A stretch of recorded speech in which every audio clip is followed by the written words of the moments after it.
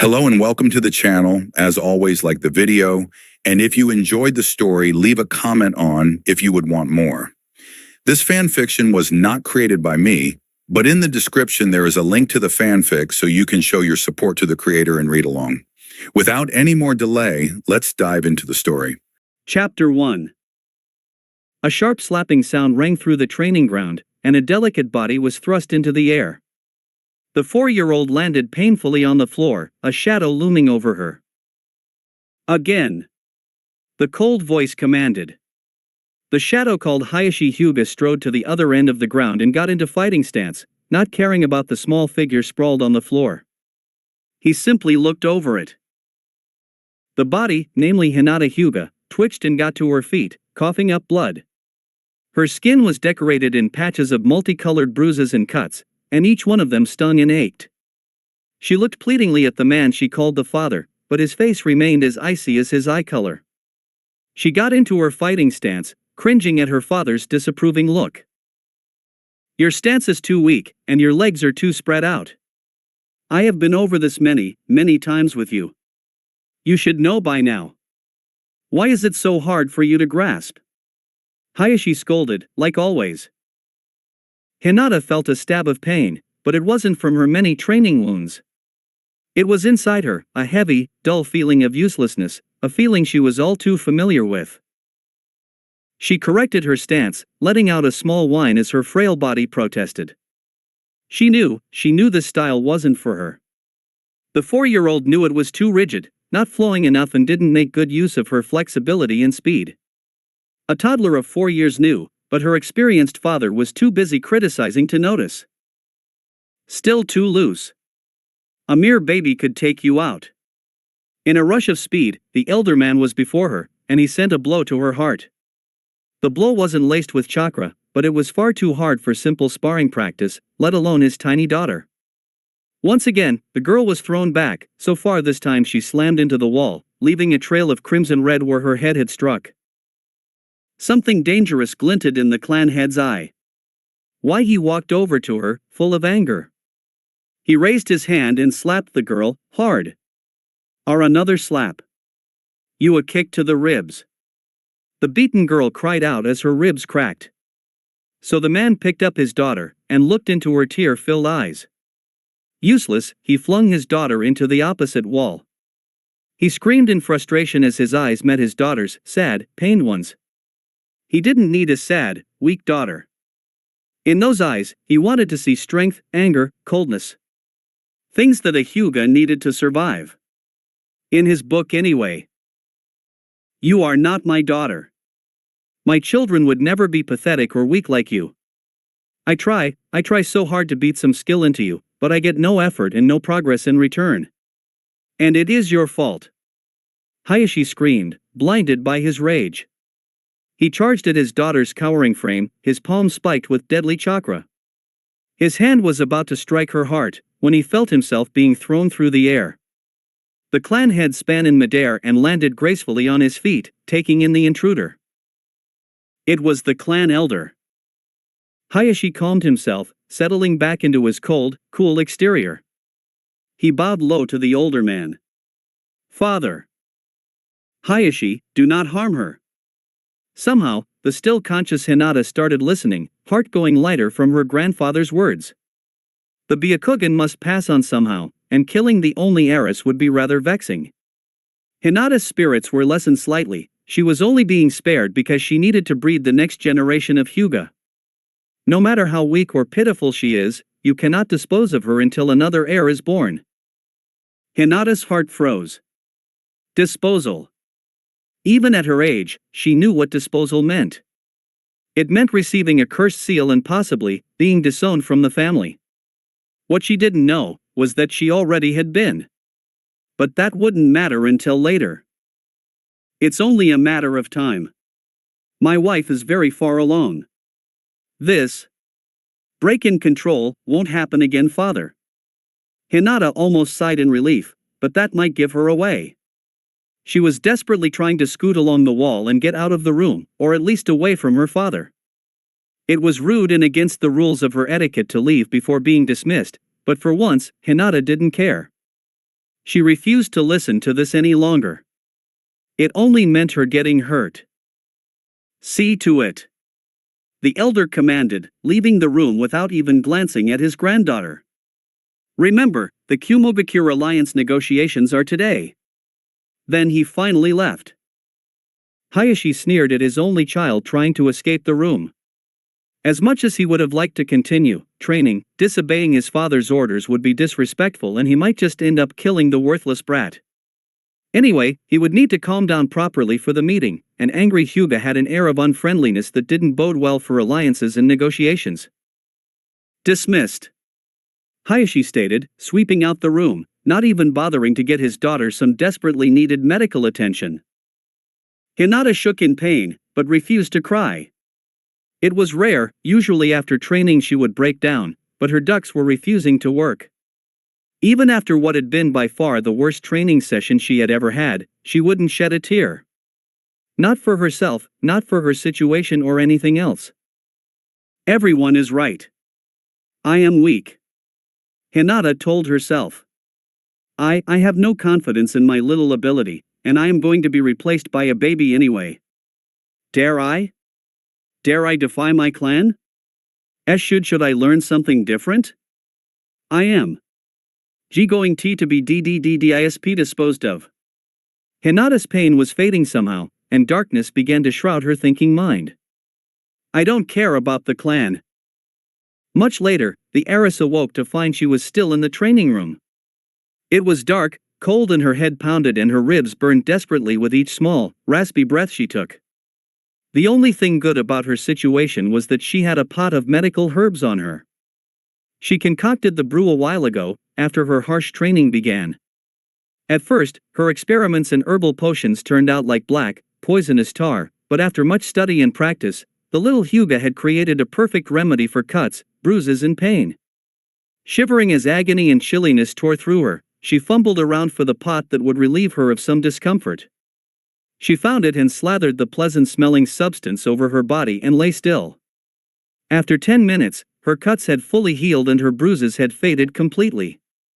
It may sound like a medical mystery that one could heal so fast by only an ointment, as the heiress was no Jinchuriki, but in fact the reason she had healed so fast was simply because she poured her chakra into her creation without even knowing it. Broken bones and torn muscles couldn't be healed by an external cream, no matter how much she had tried, but it did numb her pain a little.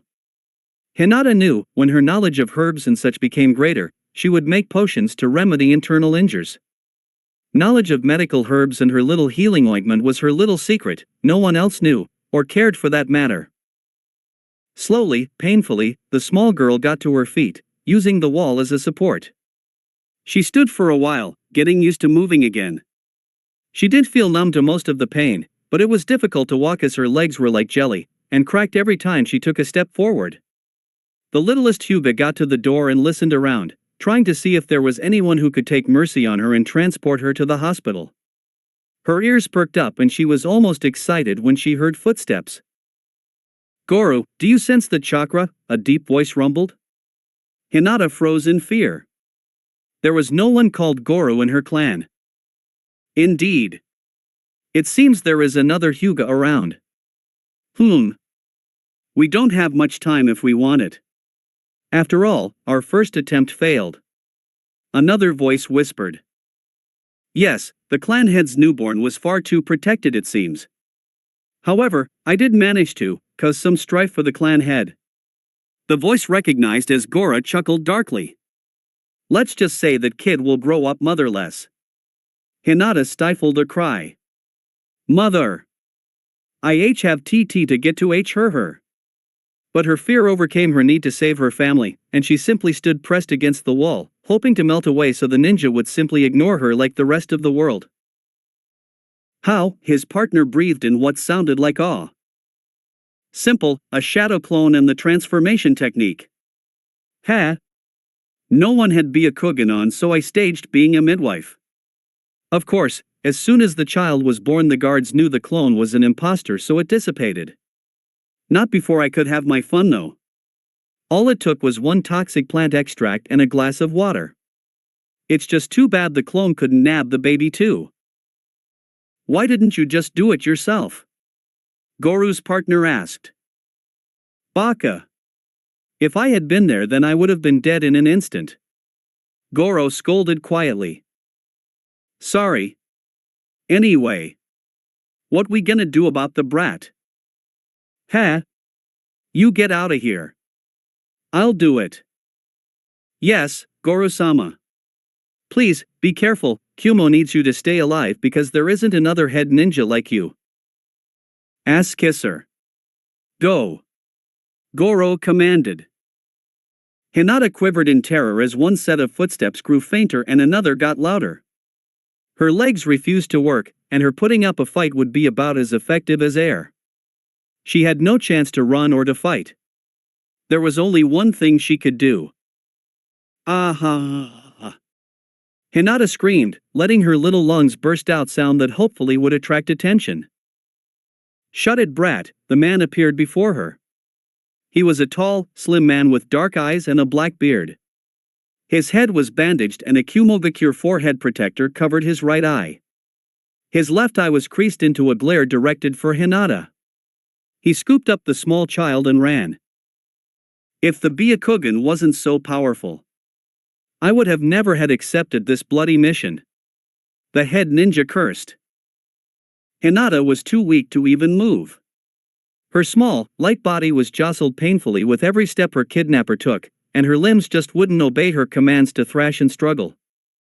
Hinata's mind did the only thing it could do to protect her from becoming mentally scarred by the whole process. Her mind went blank. Even when her father turned up and killed the head ninja of the clouds right in front of her eyes, Hinata felt nothing. Her brain just wasn't registering what was happening. When it was all over, everything just clicked again. Sobs racked Hinata's body as the lifeless eyes of her kidnapper bore into her, the pain he had felt during death etched into his tanned, scarred features.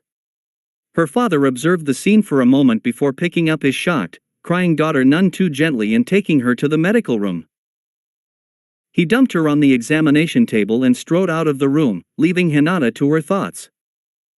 TTTH that M-man W was dead. FF father ha had to save me, but HED doesn't care. He doesn't care.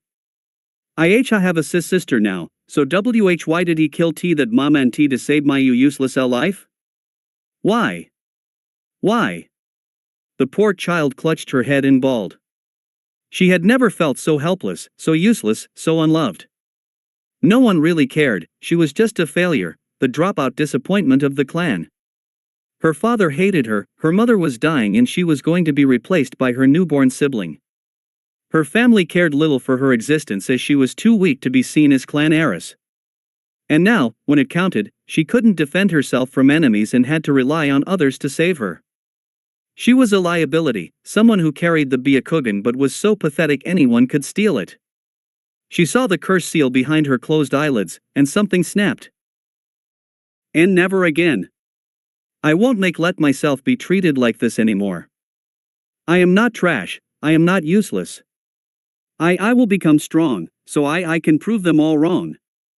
I won't do this for the clan, I will get stronger for me. The little Hyuga vowed to herself.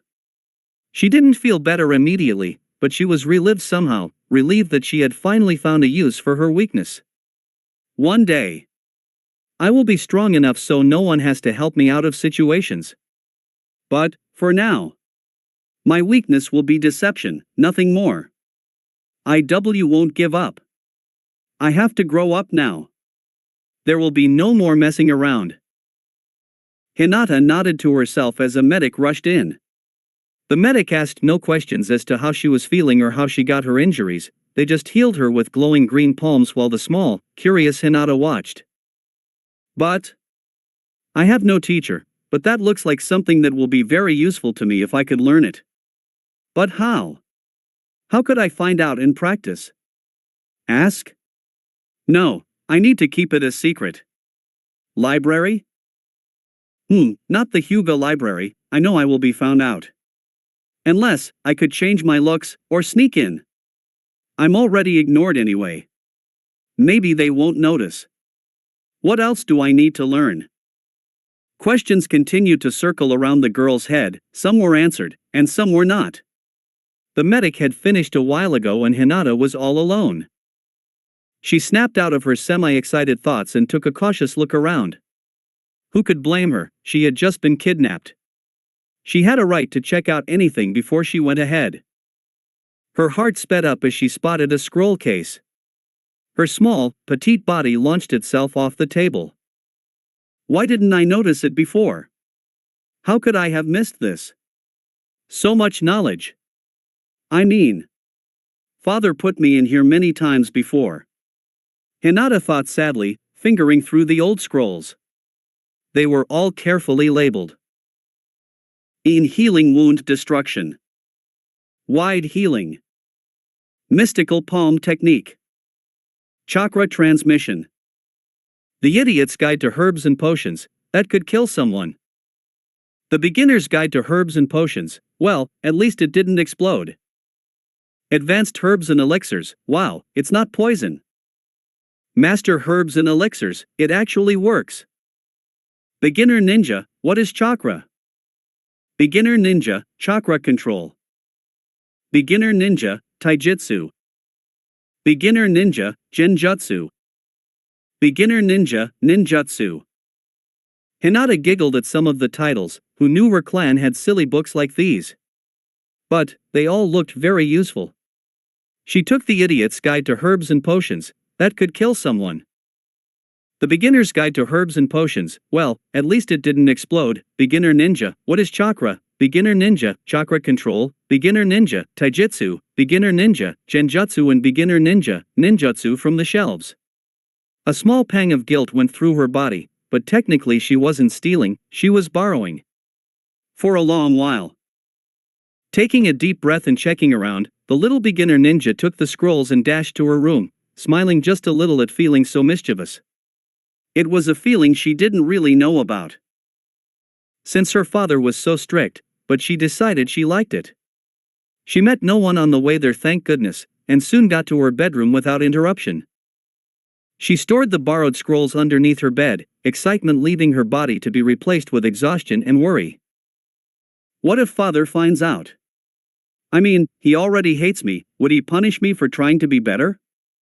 Well, hopefully he will be too distracted by my new SISOH. Hinata gasped.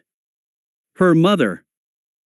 The terrified child tore through the house towards the infirmary. There was a small medical room and a large infirmary, to seek out her mother. Her heart pounded, her head span and her legs began to burn, but she didn't care. Her mother was dying.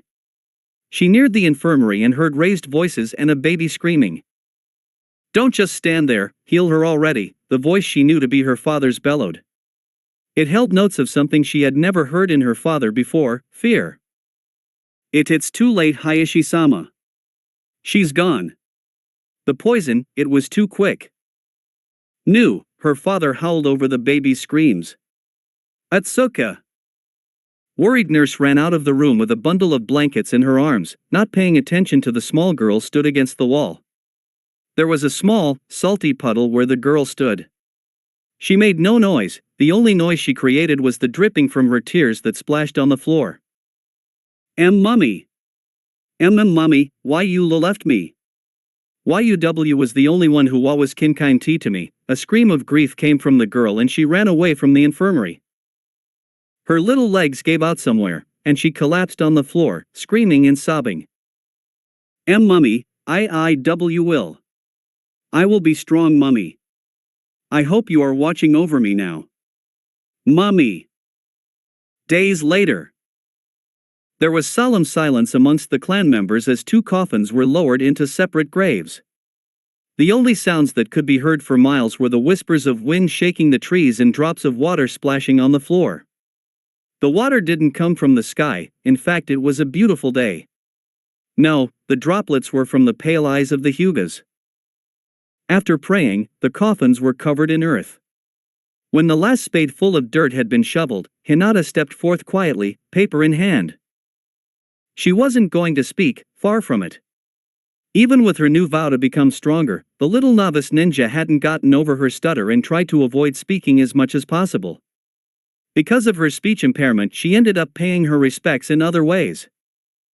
She knelt on the lush grass and placed some dried flowers pressed in parchment onto her mother's and uncle's graves, respectively. Her tears of grief also dripped onto the smooth marble gravestones, but no one scolded her as her face was emotionless and she made no sound to disturb. The procession. Hinata couldn't bring herself to scold herself for tears as she knew it would be pointless, they would fall anyway. It's what made her human. Her love of flower pressing had been found when she snuck out of the Hyuga compound. Mournful air had descended like thick fog over the Hyuga house, a startling contrast to the usually brisk and businesslike atmosphere. Everyone Hinata saw had blank, dead looks or faces contorted with grief. Naturally, when people are overcome by heartache and weariness, they tend to overlook or miss things. Hinata being one of them. She was ignored before, now she didn't exist. That didn't mean it was easy though. Flashback. The small child sat cross-legged on her purple futon, close reading a scroll. The person was Hinata Hyuga. She had thrown herself into studying to distract herself from the woe around her. To get away from the drama and sorrows of the clan, she filled her mind with information before she broke from grief as well. Although there was good reason for tears and mourning as her mother had been murdered and her uncle had paid the price for what would be called the Hyuga scandal, wallowing in loss was not a productive way to spend one's time.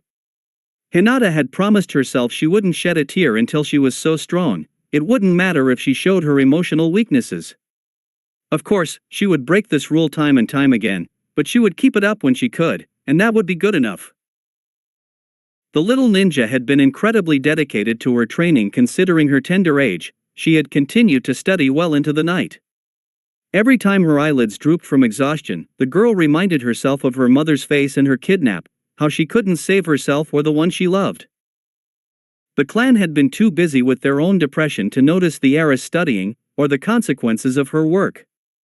After 3 days of practically non-stop studying and little sleep, Hinata was looking decidedly worse for wear. Not only did she have bags underneath her eyes like many of her clan members, but she also was losing weight rapidly too. She had been so caught up in her promises she had forgotten her normal daily routine of eating. But no one cared, no one spared a thought for what she was feeling. Hinata didn't know whether to rejoice in this fact because it meant she had less chance of being found out, or to feel angry and sad that no one looked out for her at all anymore. She decided on the first reason as it helped her keep her resolution to stay a secret. She wanted to no longer focus on the negative all the time, like her father did, and try and be optimistic, like her mother had been. If she hadn't promised herself to become strong, however, she would have decided on the latter and most likely have retreated into her social shell even further. Currently, the small girl was poring over a particular passage in The Idiot's Guide to Herbs and Potions that could kill someone. For a recipe for stronger, more resilient bones and immune system that would benefit muscle growth too. Basically, it was a nutritional potion that helped build up the body. Hinata idly, if she was idle at all anymore, wondered whether it was cheating to drink something that would boost your body's growth without training. But then she tossed the thought aside and checked the ingredients list. Body booster tea, made up. Please don't try it. Are you a ninja who is frequently hurt or has underdeveloped muscles? One who catches colds all the time? Has brittle bones? Try the Body Booster Tea, a natural, healthy way to help your body build itself up and boost your natural defenses. All that, in 1 cup of tea. Ingredients. Water 500 milliliters.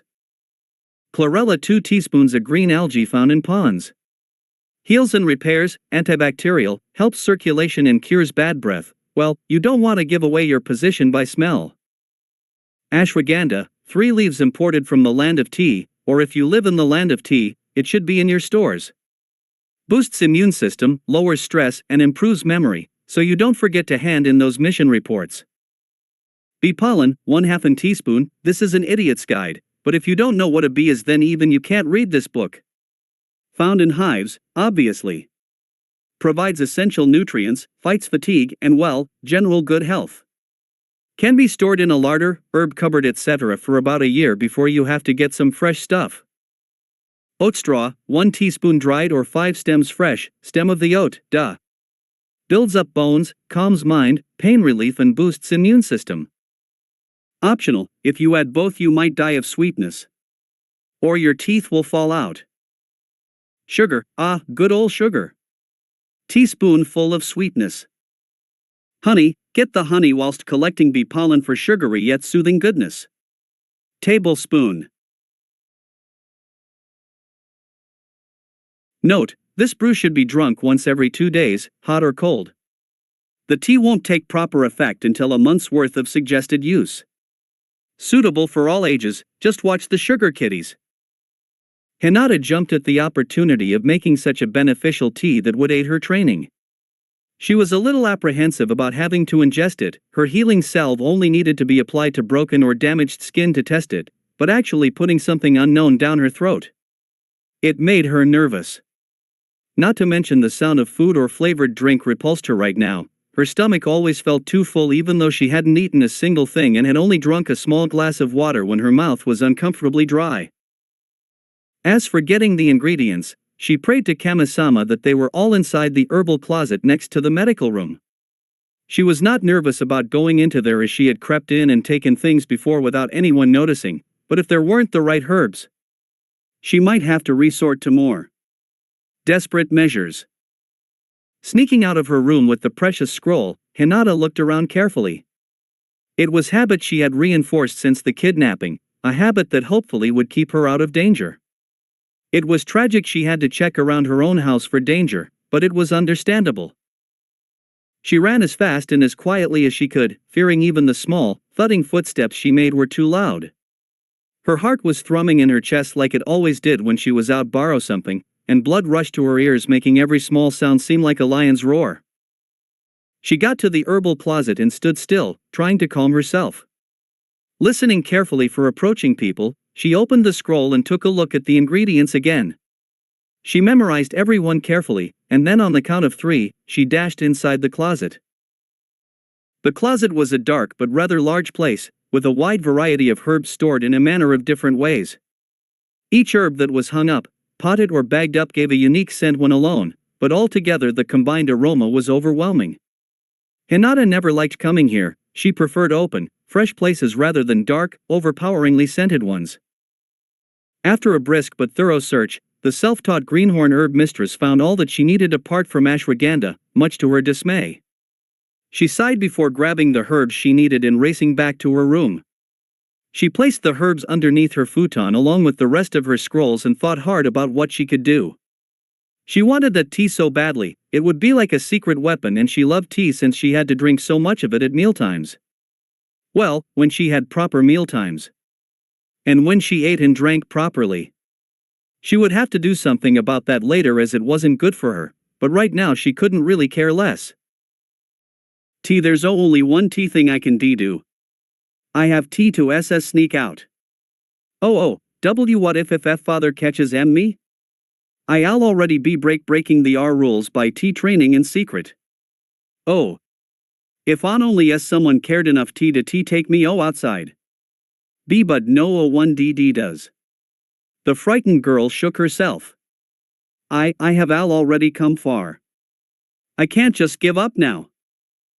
She reminded herself once again of her mother's death. That got her going. She practically leapt out of her room when she had gotten her small but decently filled purse.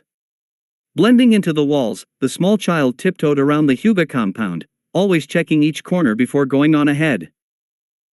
She was nearly caught once. A random guard who had been shuffling around patrolling had come round a corner when she had been checking the hall out. The guard saw her, and Hinata froze. The pale eyes of the man slid over her small frame, looking at her, but not quite seeing her. Hinata breathed in relief as the guard slunk right past her, not even bothering to say hello. Hinata was used to that anyway, and thought nothing of it. It was an advantage only available to a wallflower such as herself. She saw the doors leading to her front yard, and something like happiness rose in Hinata. She had been stuck inside too long. She hadn't realized she was going stir-crazy until she was outside. Yes, she had to run a bit to get herbs, but that didn't burn off energy a 4-year-old toddler possessed. The danger wasn't over just yet, she still had to get out of the gates. She had an extensive, expensive garden, and with a large garden such as hers came benefits like plenty of bushes to hide in. The blue-haired child was almost enjoying herself. To her, this was like play she never had. To this girl, crawling around in twiggy, scratchy hedges to get out of her oppressive house, was fun. The gates to the real outside world were guarded by two half-dead-looking clan members. Hinata caught snippets of monotone conversation. They were talking about nothing in particular, the weather, how they were today, unimportant things like that. Oh dear. How will I get out and now? Hinata chewed her lip and brainstormed. She hadn't tried to perform the clone technique, or any other jutsu for that matter, as the beginner ninja. What is chakra? Book told her that a 4-year-old's chakra coils weren't developed enough yet to handle channeling that sort of power. That puzzled Hinata in a way. She knew the gentle fist needed chakra to work, so why was her father teaching her, if you could call it that, it? So she would have to rely on her smarts to get her out of the place. She sat and thought for a while, staring at the scroll in her hands. Something like an idea sparked in her mind, and she opened the scroll slowly, tentatively, to the list of things you could make. Her heart leapt as she saw the answer to all her problems. Smoke bomb. Author's note: some ingredients are missing, but this is sort of a real recipe for a smoke bomb. Ever needed a distraction?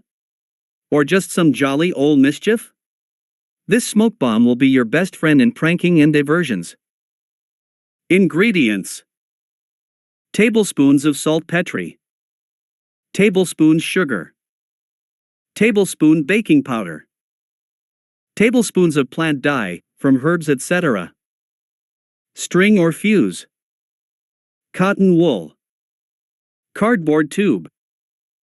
Hinata stared at the ingredients carefully. The only thing she was unsure about was the saltpetre. Would they have it in the herb cupboard? She felt uneasy about having to sneak all the way back inside, and hoped this cup of tea was worth the trouble. Like a shadow, she crept back into the house and headed straight for the herbal cupboard. She found some purple plant dye, the sugar, and the baking powder. She then went to one of the many bathrooms and scavenged a cardboard tube and some cotton wool. She thought hard about where she could get some string. In the garden, perhaps? They did have a greenhouse after all. She visited her room and deposited her items there and walked slowly to the back garden. She was allowed there sometimes, so she didn't have to worry. The girl still kept quiet at all times. She was never a loud person and didn't crave attention, as it brought her pain and nothing else. Pain in the form of training with her father. The garden was much like the front yard. Apart from it had a large shed that she had never been in, and a greenhouse, which she had been in. She headed to the safer place first, the greenhouse. It was hot and humid in there, and a bead of perspiration slid down Hinata's neck, but there again, she could be sweating from fear. The ball of string she needed was at the corner of the greenhouse, but there were no scissors around, and Hinata didn't want to use her teeth. She looked at her finger, and then at the string. It would only take a small amount of chakra. She was sure her chakra coils could take it. Clasping her hands together in the position for chakra building, the small girl found her chakra center. It was where her heart was. That pumping organ was like one big ball of silvery blue energy. Concentrating hard, she sent a part of her chakra from her heart down all the way to her pointer finger tip. It was easy to control where her chakra went, but for her it was hard to keep it going. After just 5 seconds, she was out of breath. Quickly, keeping her chakra flowing to her finger, the girl sliced her finger neatly across the string. After 2 long seconds, the string split neatly, and Hinata gave a little victory cheer. Looking at that bit of thin rope, she felt pride and accomplishment. To her, it was the first time she had succeeded with her true ninja training. This feeling wasn't exactly new to her, as she got it whenever she correctly managed to make something useful, using herbs, but it was a feeling the little secret ninja cherished. She grabbed the bit of string she needed and walked out of the muggy greenhouse, trying not to look suspicious. She headed straight for the shed, wanting to get this part over as quickly as possible. She hadn't yet activated her Byakugan, much to her father's disappointment. Unlike the other dojutsu like the Sharingan and so on, the Byakugan didn't need a traumatic event to awaken. If the Byakugan needed to be awakened like that, she would have already. Her clan was born with it and activated it when they were strong enough and had enough will. Hinata had the will to do it, but her chakra was never powerful enough. It meant she couldn't check inside for people. So, instead, she peeked through the small keyhole of the shed on her tiptoes. She wasn't tall enough to reach it at eye level on her heels. Inside was quite dark, but there were small streams of light coming in from the pokey windows, so she could make out some things in there. There were jars of labeled items, none of which she could decipher. There were sharp, dangerous-looking garden tool hung up on a rack on the opposite wall. A bench was in the center of the shed with many drawers, hopefully hiding treasure that would help her with her training if she ever came back here. There were no figures of her clan inside, so she opened the door a fraction and slipped through. She sneezed as dust particles infiltrated her nostrils, tickling them. The shed definitely needed an airing or at the very least a good dust, but that didn't concern her right now. What did was the large jar to the left of the doorway. Its label read chili saltpetre. She would have jumped in joy for finding it, but that might attract attention. She had gotten this far, getting found out now would be heartbreaking.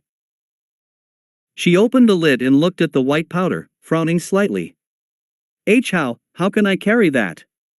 I am mean, I see, can't you just run around with explosives? Do I haven't anything on me? She patted herself down for something bag-like. Smiling a little, she reached for her purse that was in her kimono pocket. She emptied out the decent amount of money into her pocket and filled the purse up again with the saltpetre. As quick as her little legs could carry her, she scurried out of the shed, inside the house and back to her room. The adrenaline that had been rushing through her veins had gone now, and that combined with the running made her out of breath. She washed her slightly dirty face in her small and sweet, although she was ignored, it didn't mean she didn't have some luxury, though most of it was courtesy of her mother, before getting dressed into a cleaner kimono. Then, she collected up all her ingredients and tottered off to the kitchen to finally begin her work. Hours later.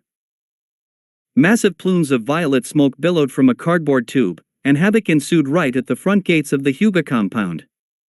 Hidden by the shouts, coughs and thick gas, a single figure snuck past the distracted guards and ran as hard as they could away from their home. Hinata Hyuga stopped when she got to the main street of Konoha, and took a look at the wide world around her. From a 4-year-old's point of view, everything seemed very big. The main street was packed with tall people, rushing about and chattering whilst doing their daily chores. Over the bustle of shoppers were sellers shouting about their various, brightly colored goods like no tomorrow. Sunlight beat down on her skin, warming her to the core, and a smell of something delicious hit the overwhelmed girl's nose, coming from a quaint little bakery shop just to the side of her. As tempted as she was to explore, her clan would probably be on the lookout for her soon, if they cared enough. She promised when she snuck out again. Wait. Will I be doing tea this regularly? Hinata asked herself, shocked at her own brashness. The old Hinata would have never sneaked around making things and taking things and causing mischief. A jostle of someone brought her out of her thoughts and she whipped around in pure fear, praying to Kami it wasn't anyone looking for her. She relaxed when a random, faceless stranger stalked past her, muttering to themselves. She was going to apologize quietly, but the person left before she could summon the courage to open her mouth. She felt guilty for not saying sorry, but got on with her mission. She weaved in and out of people, relying on her nose to find what she needed. She caught the scent of something heady and floral, and followed it like a ninja hound. Outside were flowers of the spring, from bright, eye-catching daffodils and daisies to more subtle plants like lavender and halesia, a small, white flower, like a white bluebell. A delicate tinkling noise of a bell rang in Hinata's ears as she stepped into the Yamanaka flower shop. Immediately, an intoxicating fragrance assaulted Hinata and she breathed it in deeply. Her eyes were baffled at the sight of so many flowers. Pink, red, yellow, orange, purple, if there was a color out there, this shop had it in there. Produces petals. And the range was very impressive too. It wasn't just spring flowers, there was a wide range of flora from all seasons. But what excited Hinata the most was the small section labeled herbs. She toddled over to the herbs section, trying to catch a glimpse of the plant she had gone to so much trouble for. She let out a tiny squeal of excitement. There on the third shelf was ashwagandha. It had quite a few leaves that would last about 2 weeks. She grabbed the potted plant and went over to the counter. And stopped abruptly. There was already someone watching her. He was tall with a well-defined face and blue-green eyes. His hair was long and tied back, but had a leaf headband round his forehead that stuck up the hair at the front in blonde spikes. He was smiling, but then again, sometimes when her father smiled it wasn't for a good reason. The fear of speaking rose in throat quickly, and she started shaking. She felt exposed and bare, and there was nothing to hide behind. She was in the middle of the shop and there were no walls to merge into. A wallflower revealed. "Hello there. Is that what you needed?" the stranger asked gently. Hinata shied away a little. She wasn't used to a man speaking to her so politely. However, it was rude to keep someone waiting. Yes, sir. She stuttered out. The man gave a small laugh. "Ah. If only my daughter was so polite," he rumbled. Hinata was going quickly from scared to puzzled. Why didn't he scold her for her stuttering? He had acted like it wasn't even there and kept smiling. Why? "Daddy, I am polite," a loud, girly voice called out. The blond man scratched the back of his head sheepishly. "Heir?" "Yes, daughter." He looked at Hinata and winked. Suddenly, a blonde girl stomped into the room, looking at the stranger in mock anger. "I am." They looked so much alike, and by the terms that they called each other, they were father and daughter. The girl's bright blue eyes caught the sight of Hinata stood in the shop, holding an herb in front of her face as if trying to conceal herself away. "Hey! I haven't seen you around here before. What's your name?" The small, loud blonde jogged over to Hinata. Hinata took a small step back. This girl was invading her personal space. No one invaded her personal space now, only her mother was able to touch her in a friendly manner. The reason she was afraid of people coming near her is because her father invaded her personal space all the time, and it hurt. "Ino, she's shy, be careful with her, alright. I'll leave you to help her, okay?" the blonde man chided his daughter, still smiling. He turned to the almost cowering blue head. "My name is Inoichi. Call me if Ino gets too much." "Father! Don't be mean to me." The girl called. Ino whined. Inoichi chuckled and left the two alone. "Humph." Ino scowled at her farther back, and then turned to smile brightly at the shocked Hinata. "Such audacity, why? Why is she not pu punished? I don't want her to be who hurt be, but I don't understand." Hinata wondered to herself. She snapped out of her thoughts by a hand waving frantically in her face. "Hello?" Ino said, obviously trying to get the other girl's attention. Sorry." Hinata mumbled. "No problem. Name's Ino, what's yours?" Ino asked, lowering her voice a little. Hinata Hyuga." She whispered. The blonde's eyes widened. "Oh. I know about your clan. I thought I saw the Byakugan in your eyes. It's weird, but very pretty. Like a snowdrop. Or a purple moonflower in your case. That's this one." Ino picked a single, delicate flower and placed it in the blushing Hyuga's hair. "It looks very pretty on you. You can have that one for free." Thank you." "No problem. It opens fully at nighttime, just saying." "Alrightly then, is that all you need for now?" Ino asked, looking expectant. Hinata took a look around at the wondrous place, and remembered her mother and uncle's funeral was tomorrow. She would have to get some flowers that would last, as she doubted she would be able to go and visit their graves often. I if you don't mind. Is there any flowers tea that will last a long time without care? Well, not really, but you can always preserve flowers. There's something called flower pressing, which imprints the flowers onto paper and they last for ages. I can show you if you like, the blonde offered, looking eager. Hinata was weighing up the pros and cons. The pros were this girl was very nice and she enjoyed listening to her ramble, it would solve the problem of flowers for the graves and she wanted to see what flower pressing was. On the other hand, she needed to be getting back soon. After a little battle with herself, she decided on the first option. Yes, PPL please. Okay. Let me tally the ashwagandha you have here first. Something struck Hinata. What if she couldn't get out again? WW8P please. Hinata raised her voice a little. See, can you deliver this tea to my HH house once every T2W weeks? Sure. Your family already buys herbs from us. Wonder why they didn't have this one. I'll add it to the delivery book for you, she muttered something to herself as she whipped through a big book. Aha, she wrote something down. Okay, that will be 500 Rio and it will come in jars dried, but using it is just the same as using fresh ones, if not better. Hinata fumbled around for her purse, which she had cleaned out and put the money back in, and handed over the money she needed. Her new friend took it happily and then gestured her to follow her. Hour later. Hinata held her creations proudly and gave a small, rare smile to the blonde next to her. She had had a wonderful time with Ino, and once she got over her initial shyness her stuttering became a tiny bit less frequent and she spoke more often. They talked mostly about plants. Ino preferred flowers to herbs, but she was more than able to hold a decent conversation about them too. Ino, despite being impatient sometimes, was actually really good at teaching, going through simple step-by-step instructions to help Hinata make the perfect pressed flower arrangements.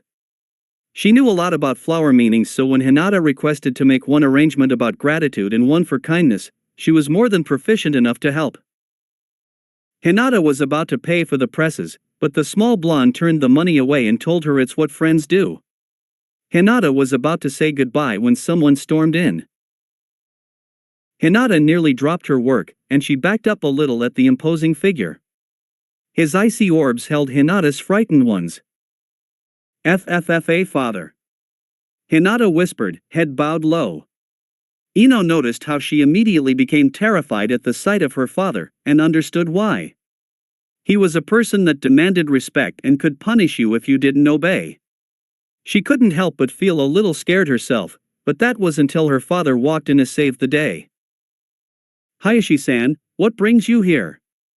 Inoichi said smoothly, obviously noticing the tension in the room, and how Ino was cringing and Hinata was trembling. He took a step forward and put his hand on his daughter, who relaxed slightly. With her father here, Ino loosened up and tried to do the same for her new friend. She took Hinata's soft hand and squeezed. Hinata squeezed her hand back stronger than she would have expected for someone smaller than her. Inoichi-san. I am merely retrieving my daughter. She took advantage of an incident at the Hyuga compound and sneaked out. Without telling anyone. Hayashi hissed, glaring at his daughter. Now Hayashi. Kids are like that, they like mischief. Inoichi said, meeting the furious head clan's eyes coolly. My daughter isn't like yours, Inoichi, she knows her place. Hayashi retorted. That may be right, but a 4-year-old shouldn't know her place. They should be loved. Ino felt her father squeeze her shoulder gently. Hayashi's eyes slid from Inoichi back to Hinata, who flinched. What exactly are you doing here? WWL, I wanted to get us some flow flowers for the funeral. Hinata began nervously, but her father held up his pale hand. Fine. Hinata relaxed a little, but not much. And stop that silly little stutter of yours, it's embarrassing for a Hyuga. Hinata bowed her head in shame, and Inoichi spoke up. Hayashi, whilst she has been here she indeed did stutter, but she was getting better as time went on. Maybe if you allowed her out of the house it would improve her speaking skills and not anger you so much. Fine, Hinata, you may leave the house when you wish. Just don't rub our name in the dirt by becoming a vagabond. You're weak and useless already. Ino tightened her hand on Hinata's, and Inoichi stiffened. How dare he treat his own daughter like that? They both thought as one. Meanwhile, Hinata was on cloud 9. She ignored the insults she had gotten and concentrated on the amazing thing that had happened to her.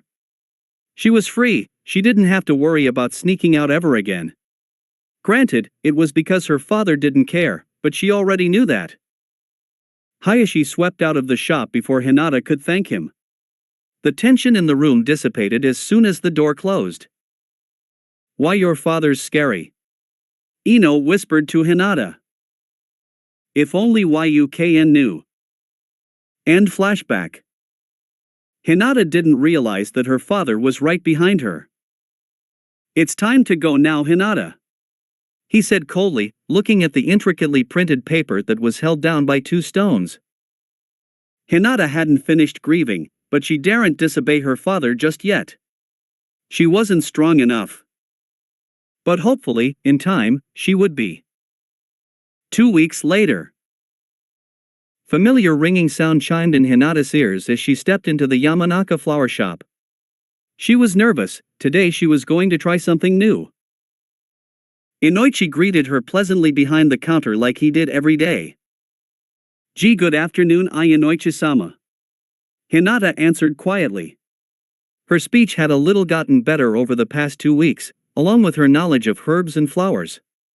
She had completely read The Idiot's Guide to Herbs and Potions that could kill someone, and successfully made all of the recipes in there, including her miracle drink, the body booster tea.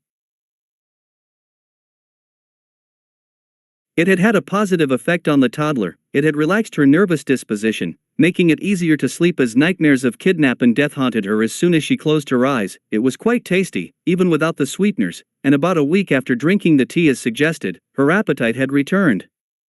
She was eating and drinking normally again, but she made her own meals now. She used to ask the cooks to make her something before the death of her mother, but she wanted to be more independent.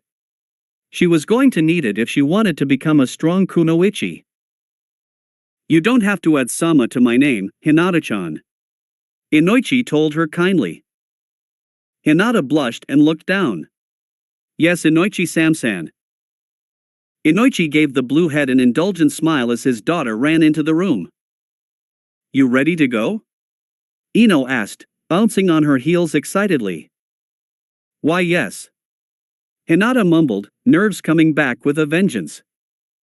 Don't be nervous, Hinata-chan. Everyone will love you. Ino gushed, grabbing her friend's hand. Oh, okay. Be back before 4, it's 2 now.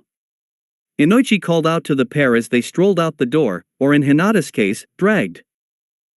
The two were going to the playground, somewhere she had been forbidden by her father to go until lately. She never saw her father at all now, but that didn't bother her too much. Although, she did wonder what he was doing with his time. He wasn't with her baby sister named Hanabi, she knew. That because he wasn't there when she tried to visit. She hadn't been allowed in, because they didn't trust her to be around the newborn as she could be jealous and might attempt to harm the baby. That angered Hinata. She wasn't even allowed to see the one family member who wouldn't be biased against her, but there was nothing she could do about it. The reason she was apprehensive about going to meet other people was simply because she feared they would reject her like her family had. Ino didn't know about what her family had done to her, but the blonde had commented on her father a couple of times in a dark fashion. Hinata would have defended her father if it wasn't for the fact that Ino's words rang true. Plus, her father didn't deserve her defense as 1, he could defend himself quite well and 2, simply because of the way he had treated her. She wanted to forget about everything her dad had done and love him like a daughter should, but there was no way to erase the pain he had caused her. It caused Hinata great sadness to know that her relationship with her father could never be like that of Ino's and Inoichi's. She prayed one day though, he would look at her with pride and accept her for who she was. The delicious smell of cinnamon wafted around and Hinata looked at her friend pleadingly. Ino giggled at the blue hair's puppy eyes expression. Fine. We can go and get some. Ino giggled. Hinata opened her mouth. I'll pay. Hinata gave a smile, something she did only when she was around Ino and her family, and put away her purse. She knew who would win when arguing over who paid for the stuff. Ino had been victorious every time after all. They went into the bakery and Hinata drooled a little as Ino ordered a medium cinnamon roll and a large chocolate chip cookie. The baker smiled and handed over the goods to the impatient blonde, whilst looking at Hinata with interest. Hinata drew back a little and so did the baker, noticing her discomfort. Ino carried out the transaction and then they were on their way again, nibbling on their treats. The playground wasn't too full today despite it being a nice, sunny day. Wasn't it always sunny in Konoha? There were about 4 kids in total, all going different things. One had black hair up in a pineapple-like ponytail. He lay on the ground, just staring at the sky. Hinata got the impression this one was very lazy, yet had a hidden strength. There was another boy next to him. There was a polite word to describe him. He was big-boned. He sat next to the lazy boy, snacking rapidly on crisps. He had honey brown hair that was spiked up in 2 distinctive red swirls on his cheeks. They were being shouted at by another boy, one with spiky golden hair and eyes like little pieces of sky. His most defining character was the whisker-like marks on either of his cheeks. Hinata wondered why, but she liked him immediately. He was shouting at the 2 other boys. "Shikamaru-kun, Shoji-kun, you are so lazy. Come on and play already." As Hinata got nearer, she heard the reply of the ponytail pineapple boy. "TCH. Troublesome. I'd rather watch clouds. What about you, Shoji-kun, my friend?" he asked the larger boy next to him. "I'm happy sitting and eating. Beef crisps will keep me happy for ages." The boy called Shoji replied over his munching. Another boy ran over to the group.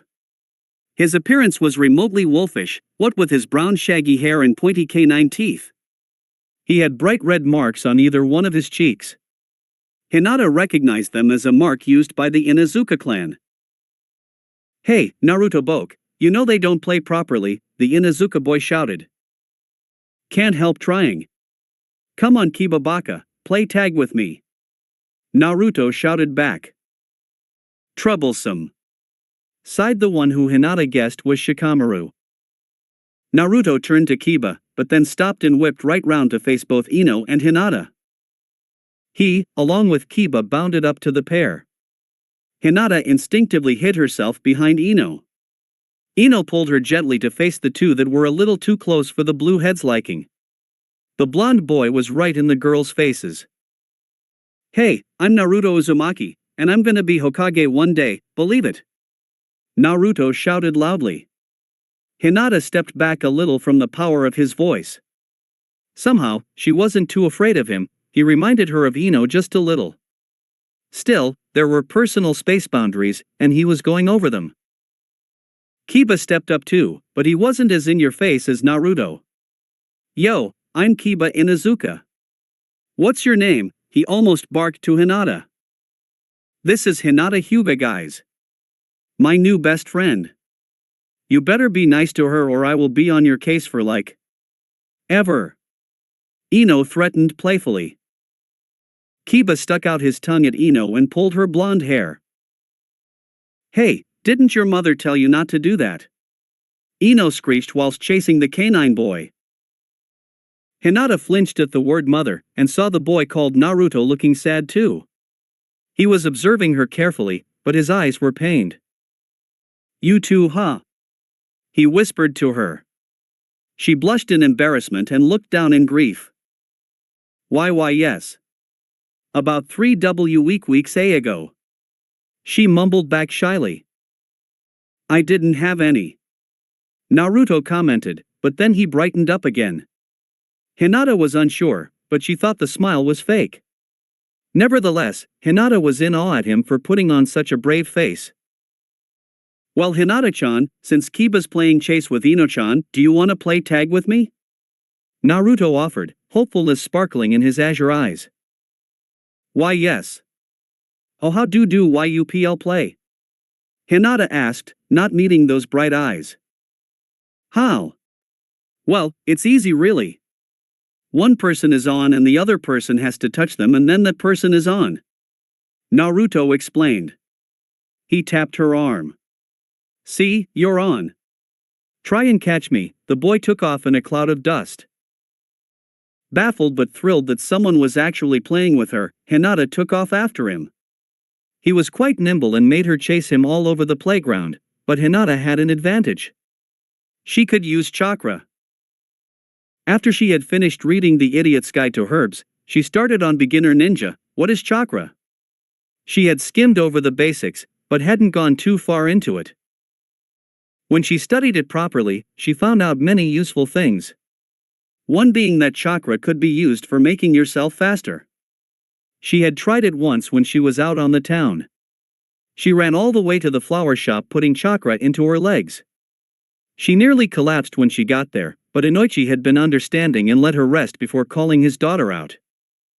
She didn't want to collapse in the playground, so she used her chakra wisely. When she was in range of the blonde boy, she sent a stream of chakra to her legs. In turn, she acquired a burst of speed. She tapped the boy on the back and quickly ran away from him. After 10 minutes, Hinata was sweating buckets, but her playmate was still raring to go. I think he's iron human. Hinata's mind whispered as the blonde swung on the monkey bars energetically. Come on, Hinata-chan. You can't be tired already. Naruto shouted. No worries, Hinata-chan, he's always like this when he's found a new friend. Choji told her, still eating crisps. She wondered where all of them came from.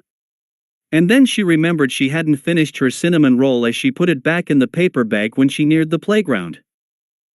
She flopped onto the floor and got it out again, watching Ino still chasing after Kiba.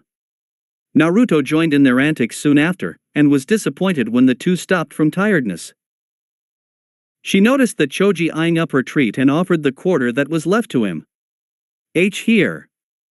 Yo, you can H have it. Aha. Thank you. Choji took what was left of the treat, split a mouthful off and offered it up to Hinata, along with one of his beef crisps. You bought the roll, therefore you should have the last bite, and heiress why I like beef crisps so much. TTH thank you, see Choji-kun. She thanked, taking the food. She popped the crisp into her mouth, savoring the meaty taste. Although still she preferred the sweet flakiness of her cinnamon roll better, the beef crisp was nothing to be sneered at. It's very nice. See why you like tea them.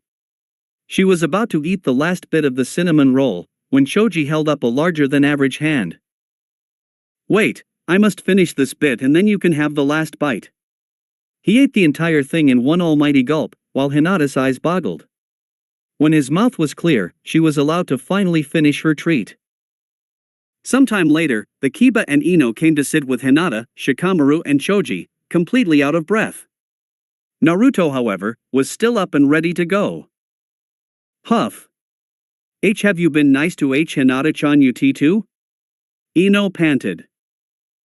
They have been very kind Ino-shan. See Choji-kun has shared his food with me. Hinata answered for the two boys. Choji-kun sharing food. The world's coming to an end. Kidding Choji-kun. Ino quickly joked at the rising red of Choji's face. Hinata shivered involuntarily, she had a feeling that they all were in grave danger. Hey, you guys come he get off. Naruto screamed, as a black blur whisked him off his feet. Hinata was the first one to react. Please, we need to go after him. Hinata spoke, for once not stuttering. Troublesome. Shikamaru sighed, but got to his feet. The other two children said nothing, but nodded. In a flash, four scared children followed Naruto and his kidnapper into the forest. Kami-sama. Please, give me strength to save Naruto-kun. I can't lose another person. Hinata prayed, sending a burst of chakra to her feet. She shot on ahead of the others, much to their surprise. Hinata's need to save her new friend overrid all her body's protests to stop. She was so frightened in for him, she didn't feel the pain of chakra exhaustion. The others, seeing her determination, sped up too somehow, even Shikamaru. They all went deeper and deeper into the forest, whilst the sun set lower and lower. With the lowering sun came less light, and it became harder to see where they were going. On occasion, one of the toddlers tripped over a tree root, but they always got back up and ran again. The group stopped when they got to a dark cave. Inside, they heard the sound of deep voices. "We can't you just leave him in th there?" Ino stuttered, shivering from fear. It's troublesome. And the odds are against us. But we can't abandon a friend in need. Shikamaru gasped, clutching his side. Choji nodded, so did Hinata. The four crept into the cave, Hinata using her wallflower technique to blend into the walls. It worked at home, why wouldn't it work here? Unfortunately, she didn't succeed at becoming invisible and ended up being seized by strong hands. Rough rope grafted her skin and she screamed long and loud along with the others. Obviously they were being captured too. Well. Our plan worked perfectly, didn't it, Fuga? A rough voice cackled. Yes. Our plans for power are coming to fruition. You did make sure that none of them had any special tricks up their sleeves, a smooth voice inquired. Yup. They're all useless. A Hyuga who can't use the Byakugan, a silly flower girl, a demon with no power, a weak little pup, a shadow with no motivation and a fat kid who eats all the time. Choji boiled in rage at being called fat, but couldn't do anything as he was trussed up like a turkey and gagged. Good. I can't wait until I have their power. You did well, Fumio. I will be unstoppable. The eyes of the Byakugan, the senses of an Inuzuka, mind control from the Yamanaka, the power of the Akimichi and the shadows will do my bidding. Not to mention the crown jewel. The chakra of the demon brat. Fuga laughed manically. Fumio, when you are done extracting their powers, kill them, apart from the demon child. You will be paid well. Let's start then, men, shall we? The rough voice that belonged to Fumio cheered. The sounds more than one man cheered back. Hinata heard footsteps approach her. She cursed herself, this wasn't meant to happen. She was supposed to protect her precious people. Not get them into trouble. Sitting there, she realized her father was right. She was weak and useless. If only she could save her friends. Nothing else mattered, not even her own life. Would gladly die if they were to be spared. It would give my useless existence meaning if I died for them. Those were the thoughts that Hinata thought were going to be her last. Then, everything changed. All of a sudden, she could see. The world was in plain black and white. She wasn't tied up at all, she was sat on the forest floor next to her friends, who were shaking and stiff, as if they were tied up by invisible bonds. There was 4 gruff-looking men approaching them, and Hinata could see their chakra systems. She could even see 6 tenketsu points, 1 on each arm, 1 of the head, 1 on the chest and 1 on either leg. Not only that, she could see everything around her, her range of vision stretched all around her and beyond into the forest. It went all the way back to the playground, where 4 adults were stood. There were 3 men, one she recognized as Inoichi, and 1 woman who looked like Kiba. She, unlike the men beside her, looked furious instead of worried. The Byakugan. But why? Hinata whispered to herself in awe. But that wasn't the problem right now. The problem was that her friends were still caught in some sort of illusion. She had to break it. But how? In her range of vision, a slender man stood, hands formed in the snake sign. She honed in on him, and felt his chakra disturbing the air around him. He was the creator of that terrible genjutsu. Back at the playground, the scary-looking woman suddenly shouted, and the fathers dashed off into the forest, heading their way. They won't get here in time.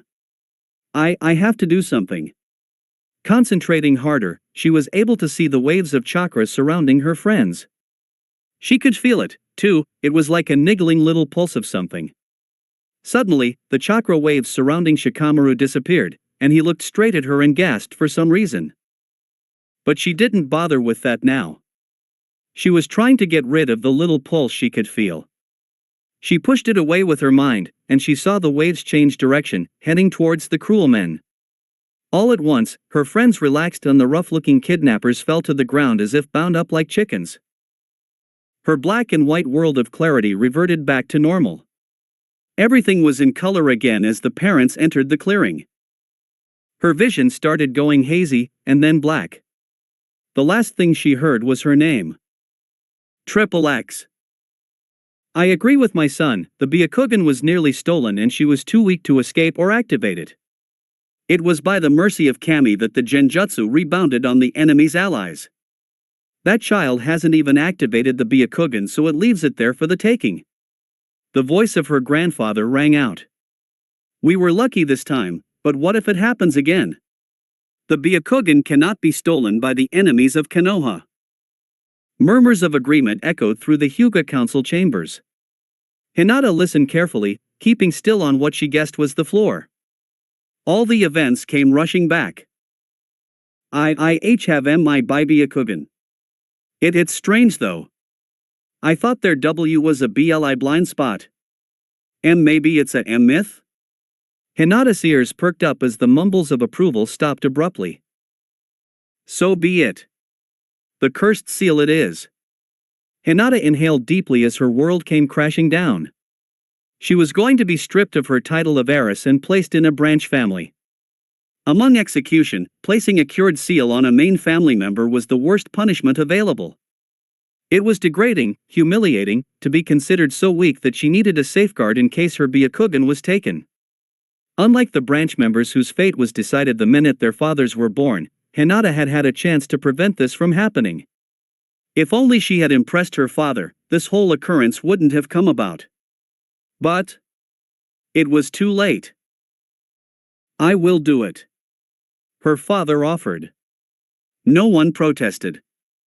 She knew her father thought she was weak, but to go as far as placing the seal that would remove her from the main family. Her father must truly hate her. Hinata's fragile hopes of her father acknowledging her existence as an equal were shattered, and her will to become strong burned harder than ever. Don't need to become strong for them anyway. That feeling of saving my friends was far more precious than any memory my family had given me. Hinata was shaken roughly. She snapped her eyes open and looked at the cruelly smiling face of the man that she could no longer call her father. What he was going to do to her, and smiling about it. That wasn't her father. That was the work of a true demon. Well, Hinata. It seems my plans have succeeded. He whispered harshly. Hinata's mind whirred, but she couldn't think straight. You really thought you could sneak around the Hyuga house without being noticed? You are more stupid than I first thought. He smirked. Sneaking around. Stealing like a common thief. I thought I taught you manners. He spat in front of her. I knew what you were doing all along. You were studying herbs. Herbs. The heiress to the Hyuga clan was studying something as stupid as herbology. That is for the branch members. The ones that serve us. You serve us now, slave. He chuckled lowly, but then his face went icy again. I saw how weak you were from the beginning and tried to get the seal placed on you earlier. But the clan needed another heir to take your place, and so Hanabi was born. I thought that would be enough to remove you of your status. Hayashi glared. But no, the council still thought you should be given a chance to prove yourself, that maybe a sister would provide competition for you. And then you were kidnapped by those damned Kumo thieves, and they took my wife from me. His fists became white, but he reached for the ink pot that was near him. He dipped the brush into the ink and pulled up Hinata's shirt. She was laid on her back, and her father began painting the seal on the small of her back. But still, the council was on your side. Since that Kumo nin was able to infiltrate our compound and kill my wife, they thought that you stood no chance even if you were able to defend yourself like I wanted my child to. Hayashi sneered as he continued to ruin the girl's life with that disgusting seal. And then you began sneaking around. At first, I thought it was you wanted to please me, but when I found out what you were really doing, I didn't care anymore. I wanted you gone again. So I let you roam around Konoha." Hinata couldn't shake in fear and disgust as her body was frozen. Her own father plotted to get rid of her. It was only a matter of time before someone tried to take the legendary Byakugan. I was right. This time, the council agreed. You are a liability, a failure, and a waste of space. You never should have been born. The strokes of the paintbrush stopped and Hayashi word through hand signs. Sealing art, curse seal of the branch, a searing pain shot through Hinata, radiating from her lower back. The man she couldn't even recognize anymore chuckled at her obvious pain. You're probably wondering why I placed it on your lower back.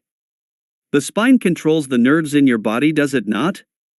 Well, my seal will activate all the nerves at once in your body, causing blinding pain, and then your body will attack itself until it destroys itself and the Byakugan will remain safe. The man stood and walked away from the child whose physical pain had gone, but mental anguish remained. The Hyuga Council looked a little disgusted at Hayashi, but no one dared question his actions. Because no one wanted to end up like the girl crying on the floor. Loud, unending sobs racked Hinata's body, and through her blurred vision, she saw her ex-family turn away. But she didn't think much of that. She didn't think much of anything, her thoughts were preoccupied with crying the tears out of her system. She was getting rid of the pain and the heartbreak through the salty orbs that leaked out of her snowy lavender eyes. The curse mark didn't burn like it had when it had first been inked onto her skin, but even if it did, she wouldn't have felt it. Too much hurt came from inside of her, and no external wound could ever feel like this. It was unnatural for something to hurt this much. If there was a choice between this pain and being burnt alive, she would have chosen the blistering flames in a heartbeat. Not only would it hurt less, but it would be over quickly. But she couldn't do that really, that would be giving up and going against everything she had stood for over the past few eventful weeks. However, this pain she felt so deeply was going to last forever. The main wound might heal with time, but the scars left on her memory would be ugly and twisted, and they would hurt every time she thought about her family, or anything to do with her family. And yet, she remained pure. Her resolve didn't change, she was going to get strong. But unlike so many, her mind didn't harbor sick, gruesome thoughts of revenge. She wouldn't turn to vengeance.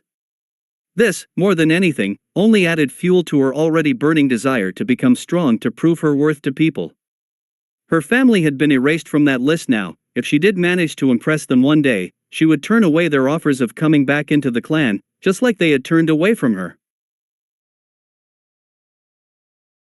She was going to continue to train hard, but first, she had to get out. She knew she couldn't live in the main household for much longer, as they wouldn't allow it, and having to see her ex-family every day would torture her mind further. She had to get the terrible feelings out of her system first. She cried until there were no more tears left to cry. She felt broken, alone and afraid, but there was no way she was going to give up now. I managed to heal myself from faith. Hayashi-sama's tea training, since Nico out of the Hyuga Kampane and I have saved my FR friends. I can do this, she told herself, over and over again. Her eyes were aching and her head felt hot and heavy, but she could move, albeit very slowly. The girl crawled to her feet, letting out a small whine of pain because she had fallen unconscious in an awkward position. Very slowly, the blue head bent and flexed each one of her muscles until they loosened up. When her muscles were relaxed, she thought of a plan. Oh, okay. I need tea to take my ST stuff WW with me. Who KN knows when I will be able to find a bet A again. But I can't see carry that. An idea sparked in her exhausted mind. She knew her way around the house, and she only needed 2 things to pack up her stuff. Then, she could finally be free of the place she had once grudgingly called her home. It involved stealing, but right now, Hinata just didn't care. If she lived through this, she would pay the money back one day. Hinata shuffled her small body through the wide halls, navigating her way through the maze that is the Hyuga house. She got to her destination without meeting anyone as she checked that the coast was clear every time she turned a corner. Her habit of checking who was around wasn't really a habit anymore, it was a necessity. Before this attack, Hinata was simply nervous. Now she is paranoid. With a dulled excitement, Hinata remembered she could see through doors now due to her awakened Byakugan. She would only use it for a second, Hayashi-sama had told her that hiding things was impossible in the Hyuga house, and she didn't particularly want anyone finding out about her bloodline's appearance. Not after she had just been thrown out of the clan. Focusing a large stream of her chakra to her eyes, she made the snake hand sign, and everything became perfectly clear. Inside the now black and white library, she couldn't detect any chakra systems. She feared someone had already seen her, so she deactivated her Keki Genki and went inside. The Hyuga library was impressive. There was about 20 shelves going upwards with books on just about any subject. From little-used kids' stories to tattered from use, or just fresh as some books were replaced when they had gotten too shabby, textbooks, if there was a topic, the Hyuga library had it. Hinata took a good look around the big room. It held one of her better memories. Hayashi had taught her to read and write in this room when she was 3. Yes, he had been an impatient teacher, as he had been with her training, but he did start off small. He rarely read any stories to her to help her progress, relying on her to figure out the words herself mostly, but that was okay as the things Hinata managed to read and write she felt very proud of. Hopefully Hayashi had been a little proud that she had learned so quickly, but Hinata didn't count on it. She headed straight for the large section on sealing. They had an extensive collection on seals, but hardly any Hyuga used them. It was apparently one of the hardest ninja arts to master, because you had to remember all of the seal compositions and such. She took a look at the beginner section, and found a book on basic sealing. She took it, along with a fairly large blank scroll. She rushed back to her room for what would be the last time. Apart from the library, her room was the only place she was remotely fond of.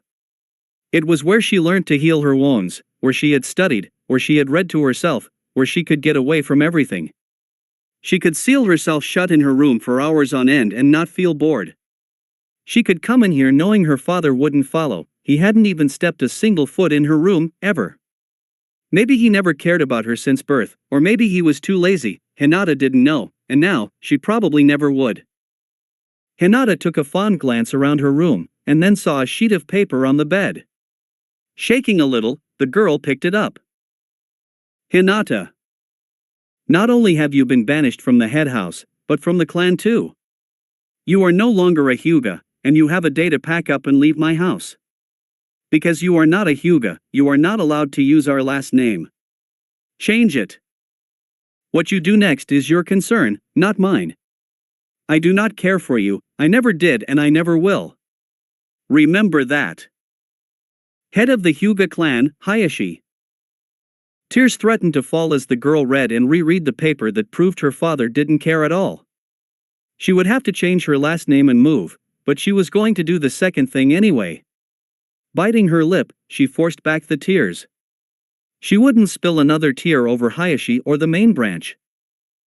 She folded the paper carefully and placed it in her dirty kimono pocket. No one had changed her clothes since the kidnap. But then, she undressed and had a quick shower. She didn't know when exactly she would have running water again either. Dressing in a new kimono, and placing the note in that pocket, she settled down and studied the book that would help her finally leave this place. The book explained the simple definition of a seal and some of its uses, and then some simple seals that someone could try out. There was one called scroll sealing, which looked like it would solve her problem. All you had to do was paint out the formula for the seal in a circle and then touch the inanimate object that you wanted to seal away with the paper. Then, you flushed your chakra through it and it would seal the object away. To break the seal, you run your chakra back through the seal. The only problem was that you couldn't seal more than one thing into that formula, so it would require her to write out a new formula for each thing she wanted to take. Hinata sighed but got to work straight away. She grabbed an ink pot from somewhere in her room and began to paint out the seal formula carefully. It took her 5 minutes to do the first one, and she suspected she made a few mistakes. Nevertheless, when she touched her bed with the paper and ran her chakra through it, the bed disappeared and inside the seal circle was the kanji for bed. She continued to work for 3 hours, writing out the same formula on a different bit of paper and then sealing her possessions inside them. It didn't take up too much of her chakra, but over a long period of time it did wear away at her energy. The good thing was, she was getting faster and more fluid with the ink brush each time she wrote out the scroll seal. When her room was bare, she ended up sealing everything into that scroll. She was sweating profusely and suffering from slight chakra exhaustion. But something propelled the girl to her feet. That something was determination. Chakra had gotten her through the first part of her escape, now all that was left was her will. Sheer willpower gave her the strength to run out of her house. The blue-headed girl didn't look back, not even when the guards called her name. She kept running until her body forced her to stop. Her throat was dry from the rasping breaths she took, her legs were pounding and a sharp pain stabbed in the side of her belly from Stitch. She clutched at her side, trying to think about where she was going to live over the pain she felt. She would have gone to see Inoichi, but it would be rude to impose on their happy lives with her troubles, and not only that, they would demand an explanation as to why she wanted to live there. ANIW would give in. And they would be ashamed about how weak I am. No. Hinata sternly told herself. I need to stop thinking like that. However. Going to live with Ino-shan and her family. I is out of the question. Who says I need to be looked after anyway? I looked after myself at home. No, at the compound. And so, the newly homeless girl trotted off to the one person who had the power to sort this mess out, or at least help her find a home. She went to the Hokage offices. She had seen him once. He was an old, grandfatherly man who had been ever so polite to her. Although she didn't really know the ruler of Konoha well, she trusted her impression of him. It was good. There wasn't a guard at the entrance, but there was a receptionist inside. She was plump, with badly dyed red hair and piercing blue eyes. She looked like a very nosy woman. May I help you, dear? She asked kindly, but Hinata was sure it was fake. For some reason, she didn't get good vibes from this woman. She shuddered just a little, but God replied anyway. Ma'am, I need to speak to the Hokage. About family matter please. She softly asked. She would have sighed at herself for stuttering, that had to go, but it would seem rude to sigh at someone for no apparent reason. Well, aren't you the cutest little thing? Go right ahead, dear, it's been quite the slow day, the receptionist almost squealed. Hinata was unsure about this woman now. She was loud and quiet, she couldn't put a kind word to it, so she didn't put a word to it. She seemed to be kind, but she still got a bad feeling about her. She shrugged it off as paranoia. She didn't like to admit it, but she didn't trust a lot of people right now. She bowed low to the receptionist, who actually did squeal this time. Using her bangs to cover her cringe at the loud, shrill noise, she wandered off down the halls. There were helpful signs pointing to the Hokage's office, which she followed. Very soon, she was outside the door. She knocked twice before hearing enter. She stepped inside and was greeted to the sight of the old Hokage, in his official robes, doing what looked like paperwork. He gestured for her to sit down. She did, and began to tell her life story. XXX. So basically, you had grueling training lessons with Hayashi-san, but there was little progress, so he plotted to remove you from the clan. You have a sister that you are forbidden to see and your mother is dead. You've been kidnapped twice and you had to look after yourself on the second occasion. And now, they have placed a curse seal on you, the Hokage summed up, looking stony-faced. Hinata nodded shyly. She had told him everything, apart from how she was ignored at home and her training, with herbs and chakra etc. Come here. The Hokage commanded. Hinata shook in fear. Was he angry at her too? She slowly shuffled over to the man. When she was before him, he placed his arms around her in a grandfatherly hug. She stiffened at the contact, but eventually relaxed in the old man's arms. Tears welled to her eyes at the sign of simple affection. It was something she only got from Ino, but never from an adult. I thought you might need one, is all he said before he released her from the embrace. She missed the warmth, but went back to her seat. Hinata-chan. Please, do not blame yourself for this. You are a 4-year-old girl, not a strong, grown-up kunoichi. You didn't need training lessons every day, you needed someone to be there for you. And no one was, were they? He asked gently. That's N not tr true Hokage-sama. I had Ino and her family, and my friends. She whispered. But they didn't live in your house. It's very good that you have friends though. Out of curiosity, who are they? Kekiba-kun, Shikamaru-kun, Chojiku-kun, and Naruto-kun. Naruto, eh? Good, he needs a friend as much as you do. The Hokage clasped his hands together in a businesslike manner. Hinata-chan, your father had not technically done anything illegal, you were his daughter and heiress to the clan. Those training methods have been there since the clan first begun. Maybe in gentler forms, but sparring was the #1 way to improve fighting skill, for the Hyugas anyway. No matter how rough he was with you, he didn't kill you, so it's not illegal. Sarutobi's face saddened. As for your disownment, that is not illegal either. But, there has never been a person who has been thrown out of the clan altogether before, you are the first one to be exiled completely. Therefore, there are no rules as to what you can and can't use.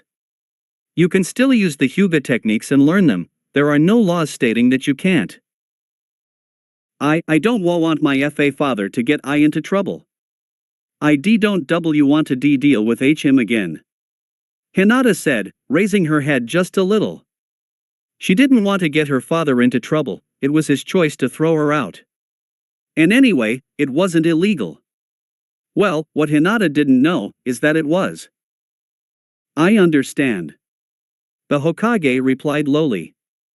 Now, you have to change your last name and find a new home. Any suggestions, Hinata-chan?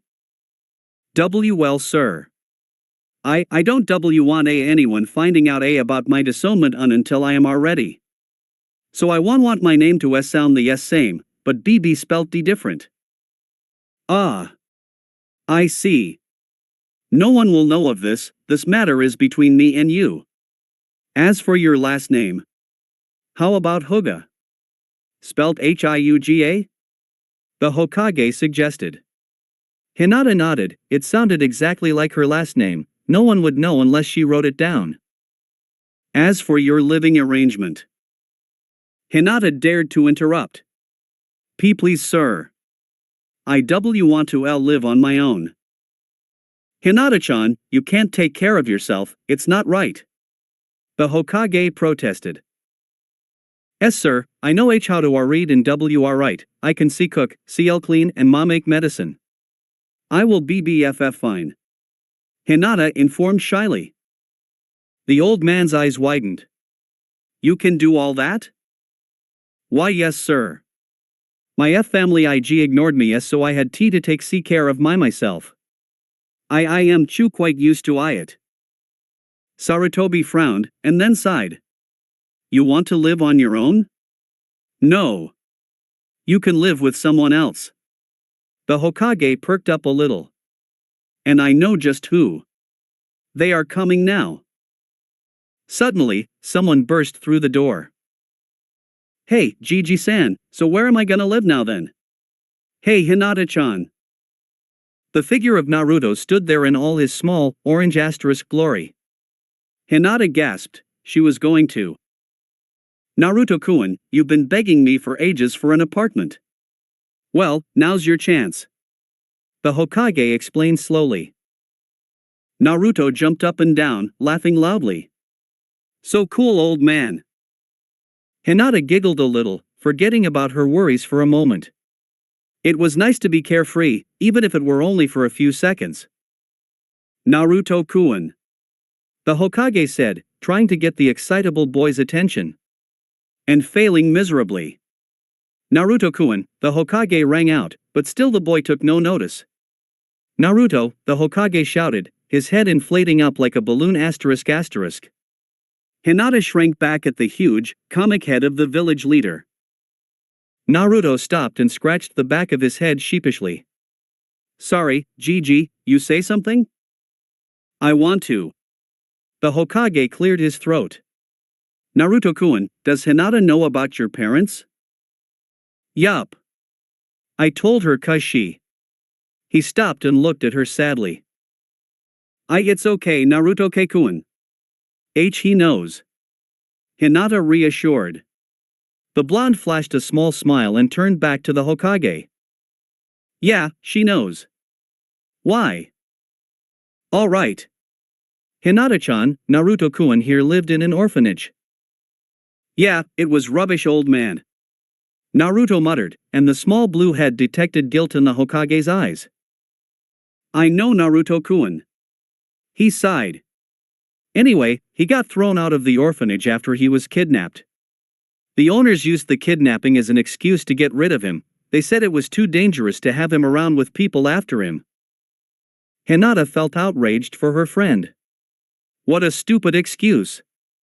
This is a ninja village, we are not sitting duckies. Hinata calmed down a little when she saw Naruto grinning. Yeah, well I didn't like it there anyway. I'm glad I got chucked out, believe it. He said happily, still smiling. Yes. And I was going to find him another orphanage to live in, but lo and behold, you turned up.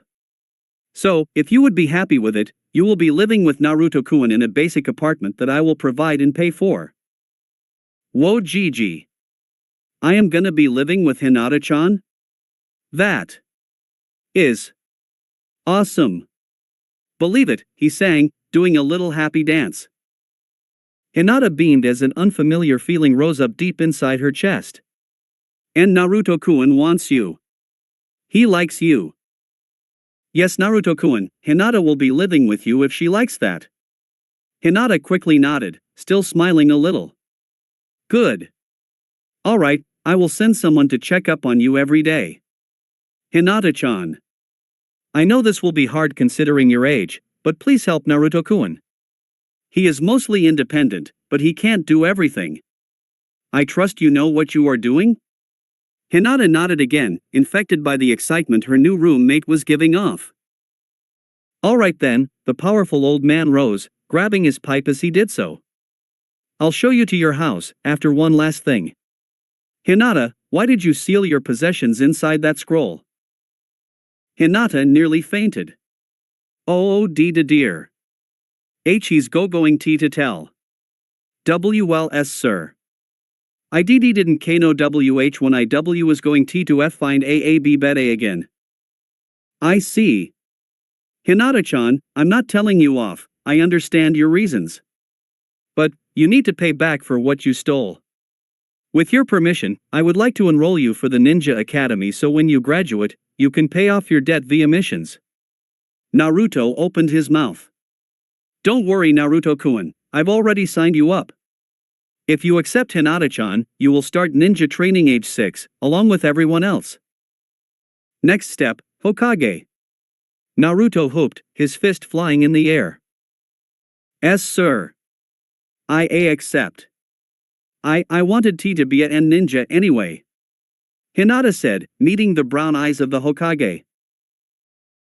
Sarutobi was a little surprised by the determination in Hinata's pale eyes. He hadn't seen that in her before until now. Is there something I am missing here? I don't check on the Hyuga too often, they get annoyed. How exactly did she save her friends anyway, or seal her stuff into that scroll? The ceiling is Genin level or higher in. I don't think that Genjutsu rebounded on the enemy's allies by itself. Hinata-chan. What are you doing? The Hokage pondered deeply. Hinata noticed the Hokage staring a little at her, and she turned her expression back to before, meek and scared. I can't share my promise just yet. I must be careful. Hinata had once overheard her father cursing the Hokage. She was shocked that he would do such a thing as to insult the most powerful man in the village, because he could see what everyone was doing from that blasted crystal ball, as her father had put it, in a slightly more colorful way.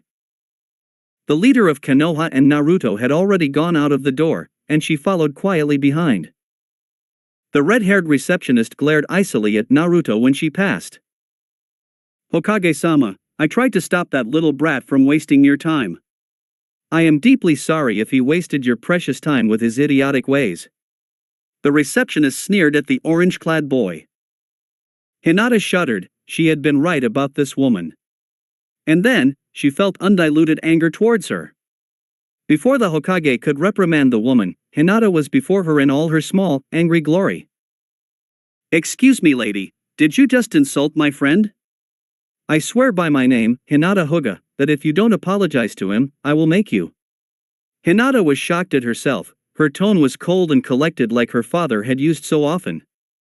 Of course, the lady didn't know that she wasn't a real Hyuga anymore, all she thought was that she had just insulted a friend of one of the most prominent clans in all of Konoha.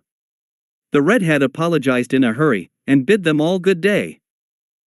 Hinata walked out of the office, still shocked at herself. She felt pride for standing up for Naruto like that. She would never have done it for herself, but felt ashamed that she had stooped so low as to use her name to scare her, and the fact that she had threatened someone. One day, I will be able to command our respect because of who I am. And not from my name.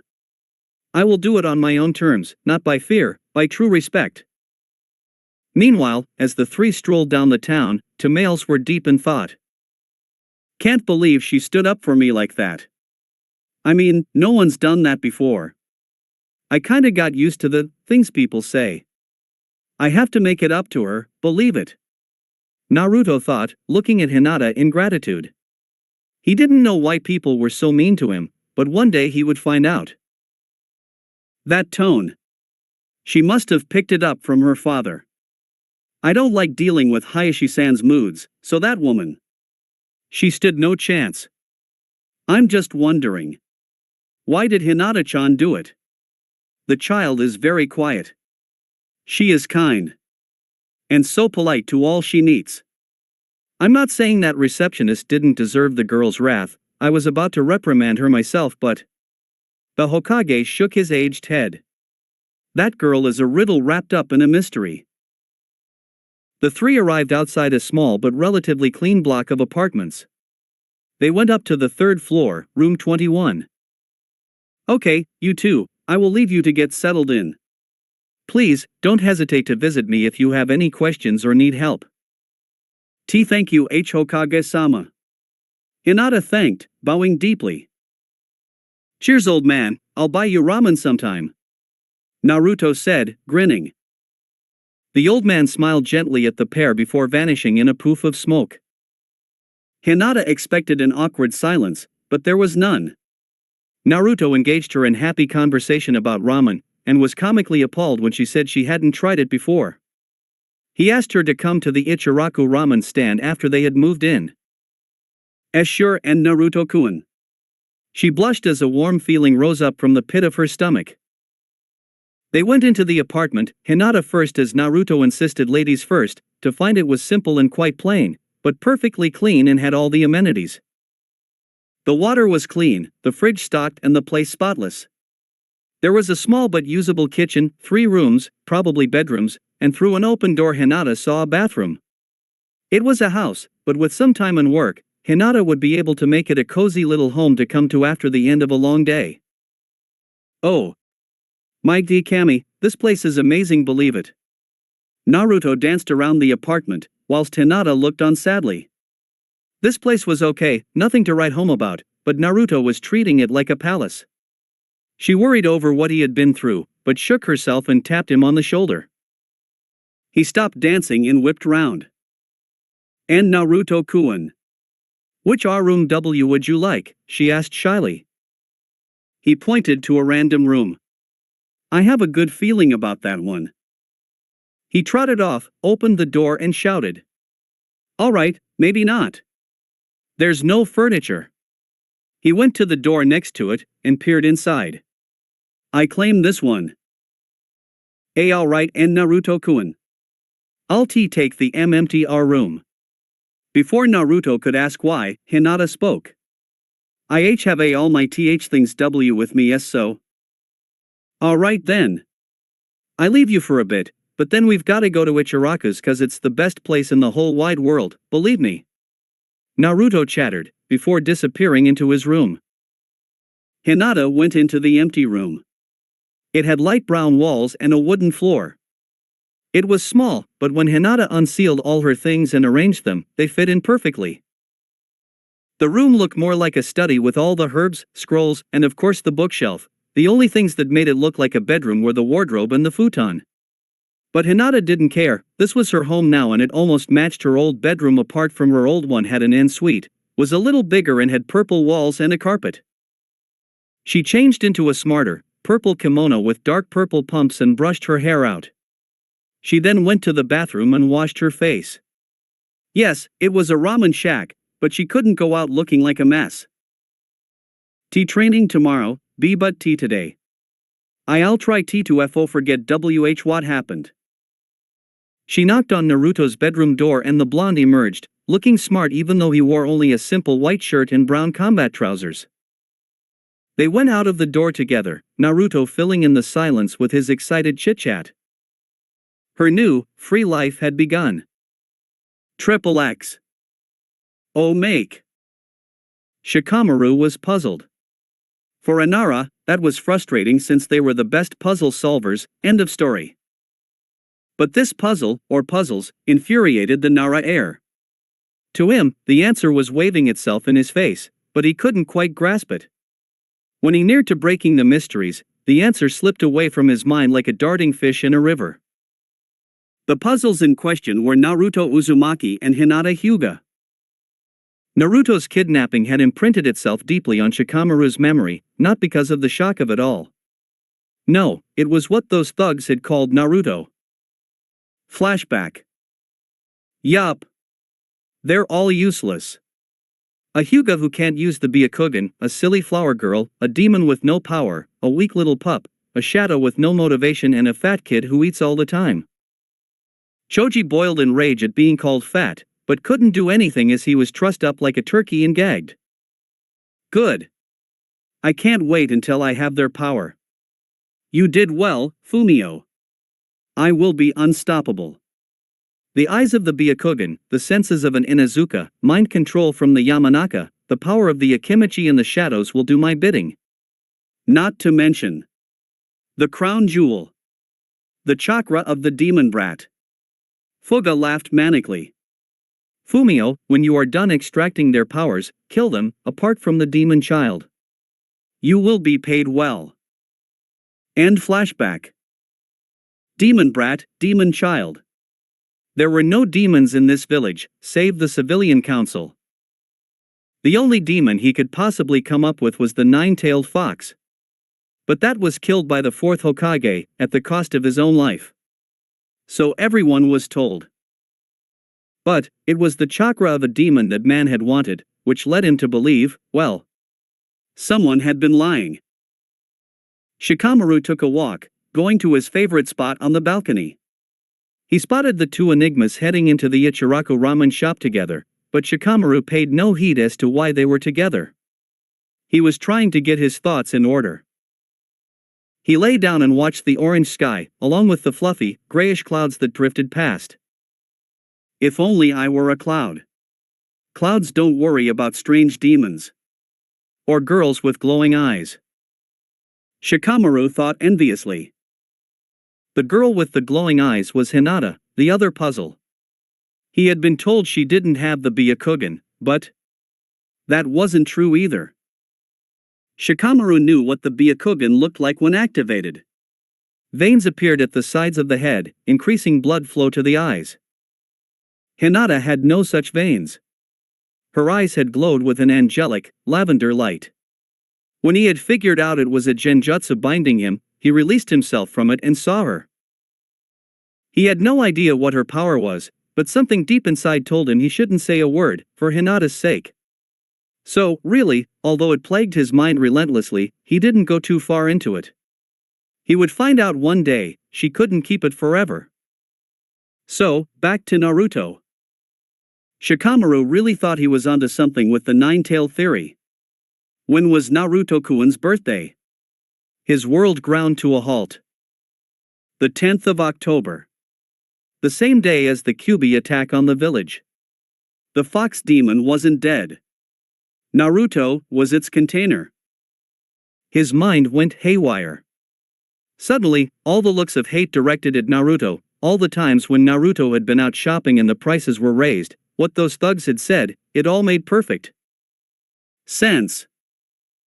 There was no way he could really find out for sure. The adults of the village had kept this a secret for a reason, and he doubted Naruto knew. Shikamaru thought that was unfair on Naruto, him not knowing why he was the person people loved to hate, but Shikamaru doubted Naruto would be able to keep a massive secret like that without telling anyone. The bigger and darker a secret is, the more pressure it puts on someone's mind. Under pressure, things crack. Shikamaru knew he wouldn't be able to deal with this on his own. He needed someone to talk to, someone who would be able to give a new perspective on his theory. Someone he trusted. Certain Akimichi came to mind. The pineapple-haired boy slowly rose from the floor and went to see his best friend. He knew Choji wouldn't tell, but he couldn't help fearing. He had found out at the age of 4, where his mind wasn't properly developed, meaning his IQ was about that of a smart 12-year-old. People in this village, even children, aren't entirely ignorant to the world around them. One day, the younger generation of Konoha would find out about what Naruto really was. And they would be afraid of him, like the adults of Konoha were now. The genius child wasn't afraid of Naruto, the blonde was nothing more than a victim, and Shikamaru knew the seal. That would hold the fox inside Naruto would be extremely powerful. But others wouldn't see it that way. They would find out, and abuse would rain down on him hard like a merciless, thundering storm. Shikamaru vowed to stand by the loud blonde if they did. Months later. Young blue-haired girl pottered around in the small but bright kitchen of her shared apartment, carefully checking that her potion hadn't overboiled. Hinata Hyuga added one last ingredient before bottling up the honey liquid, then, she got ready to go out into the freezing November snow. She, as well as Naruto, had come far in the past 6 months. Naruto was a lot slower at grasping things than her, as he needed simplified explanations for things, such as why he couldn't rush out and do jutsu straight away. Flashback, 5 months ago. Hinata-chan, what are you doing? Hinata's blonde-haired roommate stood over her, watching what she was doing with intense sky-blue eyes. Hinata nearly screamed in shock. The blonde was very stealthy when he wanted to be. And Naruto Keikuin. IAMT training. Oh. So that's why you're sat there cutting Herbie things up with no knife. How? Naruto asked, plopping onto the floor beside her. WL and Naruto-kun. I am using my chakra. Hinata replied shyly, slicing another bit of herb with her chakra-powered fingertip. It was a regular exercise that she practiced that improved chakra control, and if you did it for an extended period of time, like Hinata did, it would build up your chakra reserves too. And it was easier than using a knife to her. I know what chakra is. But how do you get it from your fingertip? Naruto questioned, looking at his own, tanned fingers. WL. There are things called C chakra sequels I in your B body an yo you send C chakra down them to do J jutsu and other exercises. Hinata explained quietly. The tanned toddler looked stumped. Hinata thought hard to find an explanation to make things very simple for Naruto. She found the answer by looking at a lamp. WL Naruto-kun, thinko of that L lamp A as my F fingertip.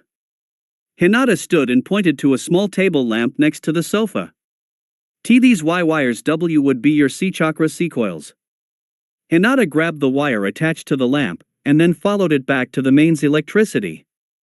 And the P power S socket W would be W where Y your chakra C came F from. I get it now. So the plug socket would be this. Naruto pointed to where his heart was. Because that is where chakra comes from. The wires would be my chakra coils, and that would carry chakra down to my fingertip, the lamp. That's cool. The boy got onto his knees and put on a puppy dog face. Please teach me. Hinata blushed, but nodded slightly. Naruto suddenly shot off the floor and pulled her into a hug. Hinata flinched at the contact. She didn't really trust people much anymore. All the work that she had done to get rid of her stutter had crumbled when she was thrown out of the clan, and her personal space bubble had gotten bigger. But Naruto hadn't been taught about people wanting their space, and Hinata didn't have the heart to tell him that sometimes, you have to ask for hugs, especially from people like her. However, with time and work, Hinata knew she would be able to talk without looking like a stuttering fool and be able to touch people without fearing what they were going to do to her, not only physically, but mentally as well. Hinata had a hard time trusting people still, but she was willing to again one day. She longed for the day she could truly confide in someone. Naruto finally let go and Hinata breathed in relief. Alright, and Naruto-kun, see, concentrate I inside why your body and YUW will find your C chakra center. The boy sat and went unnervingly quiet. Hinata also sat in her favorite position, the half lotus, and focused on her chakra center. It was a light, metallic indigo color. Hinata was baffled slightly. Before she had silvery blue chakra, but after she had awakened her Byakugan, her chakra had taken on a mystical purple hue. It didn't bother the girl too much, but she was slightly curious for answers. Everything about her Byakugan was puzzling to the girl. For one, when she had looked at herself in a mirror with it on, she had been shocked by what she saw. Her eyes had glowed with a purple-white light. That was not supposed to happen. She knew that she was supposed to have veins around her eyes. She had seen her Fath Hyugas in action. Another thing was the fact that there was no blind spot for her. The world was crystal clear from all sides, she could see everything. But there again, it could be a myth for the normal Byakugan to have a blind spot. The thing that intrigued her the most though was the fact that she could read people's chakra. When active, she felt the colors of people's chakra, and found a little about what they were like. For instance, Naruto's chakra was a bright, burning blue, and she felt confidence and melancholy radiating from it. However, there was always something else underneath the blonde zone chakra, but Hinata never concentrated hard enough to figure out what it was. When inactive, Hinata got feelings about a person. It had happened with the receptionist, for instance. She didn't feel good about the woman, and she was right in thinking the woman was a bad person. When the Hokage fired her for what she had said to Naruto last month, the woman had gone mad and tried to burn down the Hokage offices. Hinata knew because she watched through her Byakugan. It was unnerving how she had been right. Her thoughts were interrupted when a cheer rang throughout the apartment. Found it! Naruto cried, waving his hands in front of Hinata's face. WLD done and Naruto-kun. Hinata praised softly and the blonde looked beyond ecstatic. Hinata would praise Naruto as often as she could without babying him. She wanted him to feel proud of his achievements, however small, and others to feel proud of him, something Hinata never had. She didn't want him to feel ignored or unappreciated. Oh, okay. You've found why your chakra. Now ascend a L to your ha hand. The blonde's face set into a look of deep concentration, and he closed his eyes. Hinata slyly turned on her Byakugan and watched as Naruto's chakra started to surge throughout his body. Hinata started to panic a little. He was sending an awful lot of chakra through his chakra coils. If he didn't stop now, he could hurt himself. Gah! Naruto gasped, but he still went on concentrating, his eyes screwed shut now, probably due to pain. He had enough chakra to gash a wooden table, but at the cost of his health. Hinata deactivated her Keki Genki before shaking the blonde boy. His concentration broke, and he slumped forward. Hinata-chan. What was that? Naruto gasped, taking in rasping breaths and sweating profusely. And Naruto-kun. ORCH chakra C-coils aren't developed enough to handle that sort of power. Remember the lamp wires? I'm imagine yours as a L thin wire, not L like the thick W wire of the L lamp. Through her anxiety, Hinata managed to simplify her explanation so Naruto would understand. The exhausted blonde nodded, and then yawned. I am sleepy.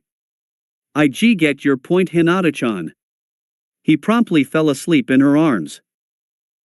Sighing, she checked his body with her Byakugan for any signs of damage to his chakra coils. to her relief, there were none. Enhancing her arms with chakra, the girl picked up the unconscious boy and tucked him into bed. After the accident, Hinata didn't really feel like doing chakra control anymore. So she concentrated on her other training, herbal remedies. Hinata had continued to take the body booster tea, and it had helped with her nervousness like it had after the Kumo kidnapping. She brewed a cup of it now with the herbs she had cut up, and sat down to drink.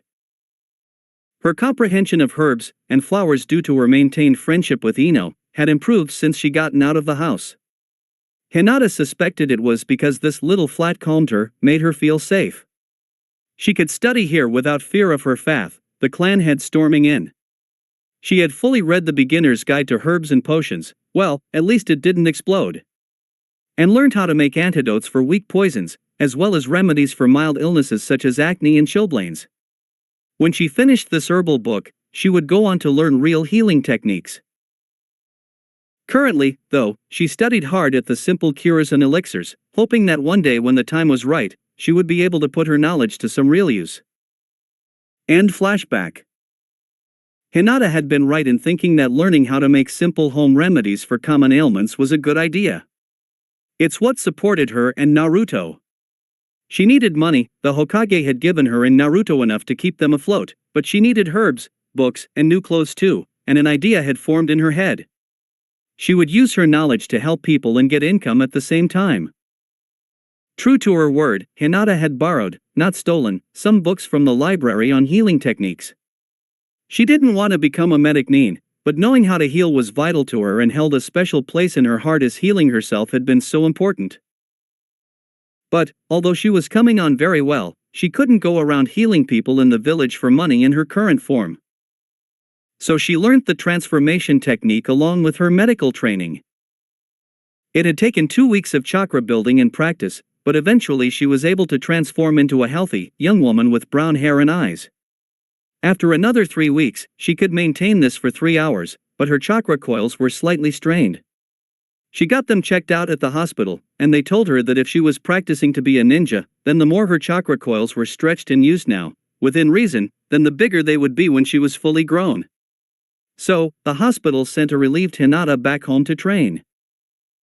But Hinata quickly found out that even with her strenuous training, she simply wasn't strong enough to maintain her illusion and perform the mystical palm, which had taken 2 months to master, technique in the same time.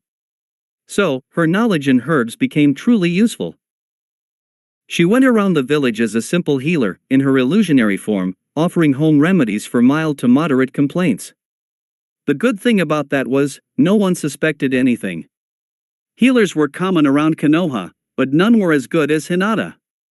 She became quickly known, and had many people come up to her in the streets, when she had transformed, asking for her services. Wintertime was a good time for Hinata, what with all the bugs and cold around. The blue head made a hand sign, and with a poof of smoke, a thin, pale woman with chocolate brown eyes and hair stood in her place. It was a face that someone could easily overlook or forget, Hinata had made sure. Panting slightly from chakra use, the disguised Hinata grabbed the bottle full of the honey-colored cold remedy. After wrapping up warmly, she stepped out of the apartment into the snow outside. November in Konoha was beautiful. Delicate icicles hung from the roof of houses, twinkling in the bright, morning sunlight. It wasn't snowing, but plenty powdered ice covered the ground and roofs, much to the joy of the children.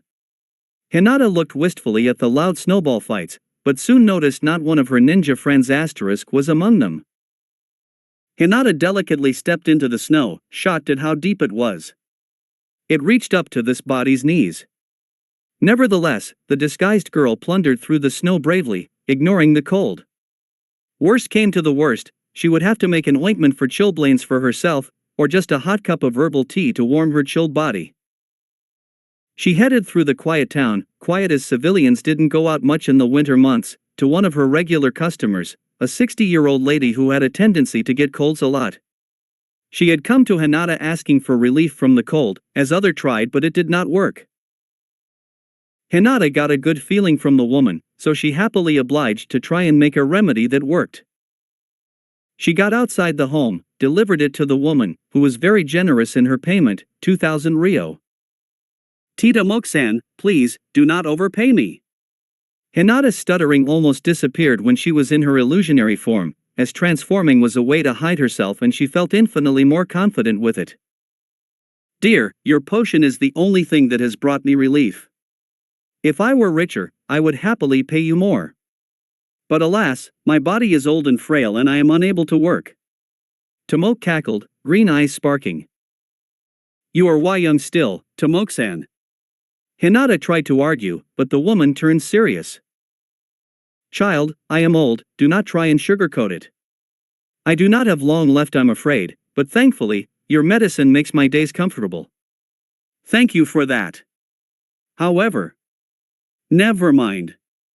The woman frowned deeply. Tomoke-san, is there anything else wrong? Hinata asked, kneading the green orbs of the aged woman. Tomoke sighed. Something is troubling me. The shinobi training ground. Number 44. There had been the most terrible noise coming from it for a while now. But, no one dares go in there, and I would be useless if I did. The woman's wrinkled lips turned down in sadness. It sounds like an animal is in pain. Hinata's heart twisted. That poor th thing. But training G ground 44 is dangerous. I could do something though. Anyway, I'll go and file a mission on it soon. Not now though, it seems the ice won't clear up for quite some time now. Tomoke sighed again. Tomoke, I'll go to the Hokage and file the mission. Please rest. Hinata reassured the old lady. Thank you. It will put me at peace. Goodbye, dear. The old lady smiled and closed the door quietly. Hinata pocketed the money guiltily, she hadn't refused it strongly enough, but she doubted Tomoke would let her give any of it back anyway. She trudged down the snowy path, and remembered that Tomoke had a hard time getting out sometimes. She infused her arms with a little chakra and started sweeping the snow out of the way with her thickly gloved hands. When she had done, a rough path was clear for the old lady to walk down. Hinata felt a little better, the money Tomoke had given her would pay for that job, it had been no trouble anyway. As for the woman's request, Hinata was nervous. She knew from books about the creatures that lived in Training Ground 44, and she had overheard stories of people dying in there. She didn't fancy seeing a dead body, but she had to help that animal. Slowly, Hinata made her way across the snow-frosted town towards the Forest of Death. She stood outside one of the gates and listened carefully. Tomoke was right, a terrible, screaming sound pierced the air. It was continual too, and it sounded like it had been going on for a long time. Underneath her genjutsu, Hinata activated her Byakugan. Immediately she saw what was going on. Family of giant mongoose surrounded what seemed to be 3 other mongoose. 2 of the mongooses were giving birth, and the third looked severely injured. The rest of the family, there were 5 of them, were in front on the 3, protecting them from what seemed to be a massive 3-headed tiger. The mongoose struck first, all 5 at once. The humongous mutant tiger bared its teeth and growled in pain as its body was slashed and scratched in various places from the attacking mongoose's claws. However, the tiger wasn't taking this lying down. It clawed at its own body, occasionally catching one of the mongooses and drawing blood, as well as a cry of pain. The terrible battle continued as Hinata watched on in fear. The tiger was winning, but only just.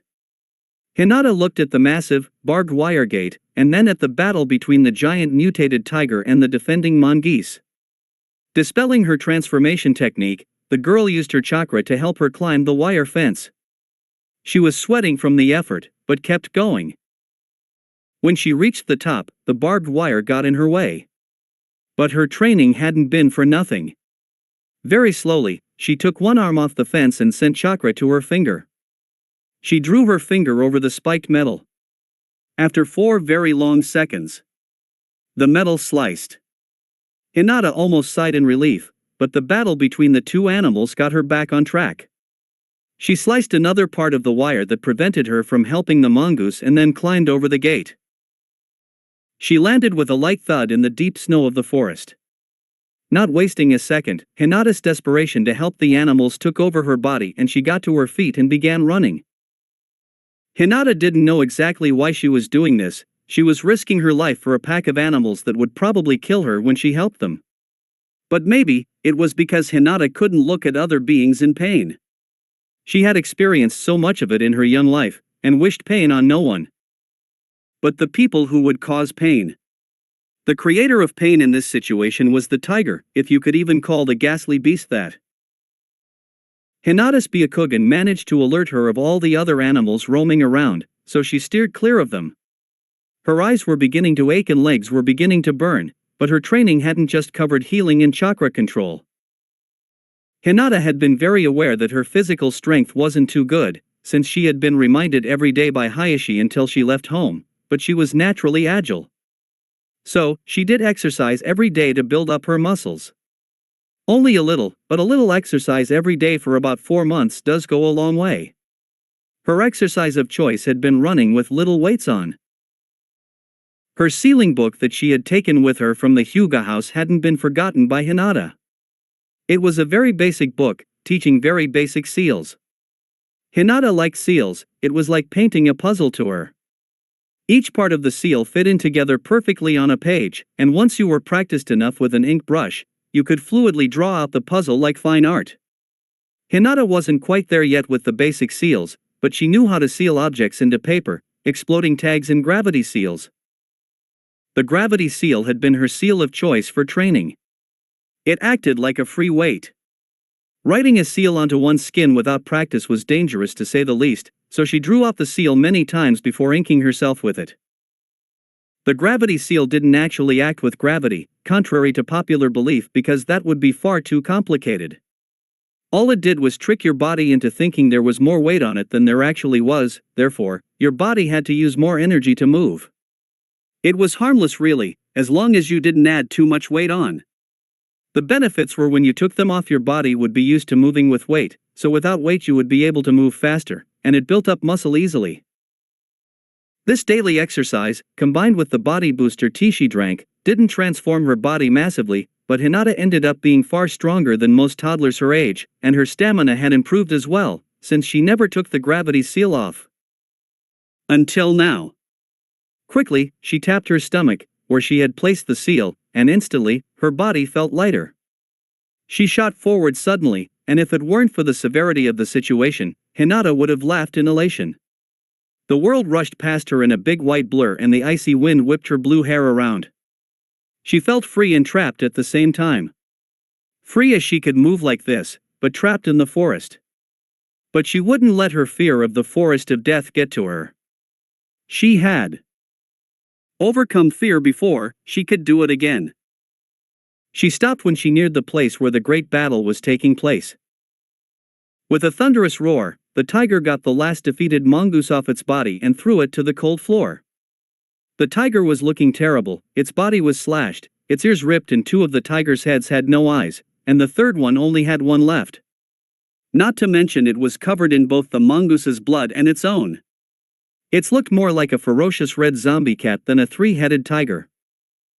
The wounded creature took a shaky step forward towards one of the fallen mongoose. Hinata couldn't stay out of it any longer. She couldn't watch the fallen be finally beaten. She ran in front of the tiger and stared at its remaining, bloodthirsty eye. In the eye's reflection she could see the light of her own glowing eyes. The creature stopped and growled softly, sizing up the child with the burning eyes. Its damaged ears flattened against its head and the beast turned tail and limped away quickly. Hinata was shaking in fear now that her adrenaline had gone. I just fa faced a m monster. Ani it was af afraid o of me. Hinata rubbed her eyes and deactivated her kekigenki. Whines behind her reminded Hinata why she risked it all to come here in the first place. She whipped round and assessed the damage. The 5 giant mongoose were bleeding heavily, but there seemed to be no broken bones. She dealt with these first. Carefully, she approached the one nearest to her, the one who the tiger was going to eat. Ignoring the cold, she crawled over to it, trying to look as harmless as possible. Nevertheless, the injured mongoose did growl at the approaching girl. Hinata stopped and waited for the noises to stop before continuing on. The creature looked afraid now, and was trying to move away. It gave up and mewed in pain. Murmuring softly, Hinata reached a green, glowing hand towards the crippled creature. Her hand reached the soft fur, and the last whines of the mongoose stopped. A sizzling sound was heard, and the creature's wounds began to steam and close up. When the sizzling had stopped, Hinata took her hand off the soft fur and looked at the creature. It observed her hand reaching out to it again, and the animal flinched as Hinata placed a hand on its head. It relaxed very slightly as Hinata stroked the mongoose's head, and then began to purr softly. Hinata got her breath and energy back while stroking the now submissive animal. When she was ready, she took her hand away and crawled over to the next injured mongoose. One by one, Hinata slowly healed the battle-wounded, and then she made her way over to the three that the five had been protecting. The one that needed her attention most was the one that wasn't giving birth. Using her Byakugan, Hinata saw the extent of the damage the creature had. Its skull was cracked, 3 of its 4 limbs were broken, and its tail was missing, only a severed stump remained. The snow around it was dyed black, as Byakugan saw only in black and white, from the blood the creature leaked from its many external wounds. All in all, it was a very sorry-looking thing. Hinata took in deep gulps of air as the pain of using too much chakra set in. It was a very agonizing feeling, as if there was a fiery liquid burning through her veins, but she had no energy to writhe and scream like she wanted. Glittering tears of pain escaped the girl's shining eyes, but she pushed aside her own pain because she bet the pain she was feeling now was nothing in comparison to the battered animal laid in the stained snow before her. Summoning all the power she had left, she forced it through her shaky hand so it had a pale green aura surrounding it. "Cc Amon H Hinata, why you cc can do th this? K keep going," she shouted at herself. Sweat beads formed on her creased brow, but they froze almost immediately in the frigid air. Her whole body began shivering, and Hinata vaguely noticed she was going to die, but not from chakra exhaustion. The snow around her, combined with the blood from the animals, had wet her clothes, and the wetness had seeped through to her skin. Then, freezing gusts of wind blew through the forest, making the liquid freeze on her small frame. It was so cold it burned her delicate skin, and her body began to convulse violently.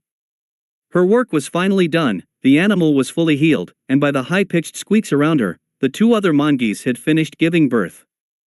Content but in agonizing pain, Hinata collapsed to the side and assumed fetal position. The last of her strength had been consumed by the mystical palm technique, and the last of her body heat stolen by the unforgiving wind. Her body started to shut down, and Hinata closed her eyes. Nervous chatters squeaked around Hinata, and then the wind was gone, she couldn't feel it anymore. Instead of the bitter wind, she felt fur on her visible skin. The mongoose had formed a protective, furry barrier from the cold. She felt like she was being dragged through the snow, but she didn't stay awake long enough to wonder why. XXX. There was squeaking, and lots of other muffled scratching noises. Something soft and furry covered her body, and by instinct, she snuggled down into it. The thing she snuggled down into purred, and Hinata's eyes shot open.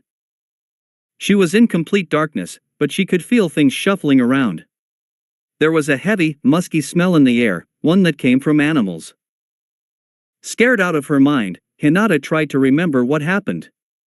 Her memory gave her small fragments of what had happened. There had been lots of pain. And blood. And squeaking. Very familiar to what she was hearing now. Something nudged her side, and that seemed to jolt her mind into action. Everything came rushing back, the forest, the tiger, the healing. She remembered fainting whilst being dragged through something cold. Snow. Hinata gasped as she realized where she was. She was underground. That's it for today. Remember to show your support to the creator of this story if you enjoyed it. If you would like more parts of the story to be uploaded, leave a comment and subscribe to get notified when the story continues. Bye-bye for now, and I hope that you all have a wonderful rest of your day.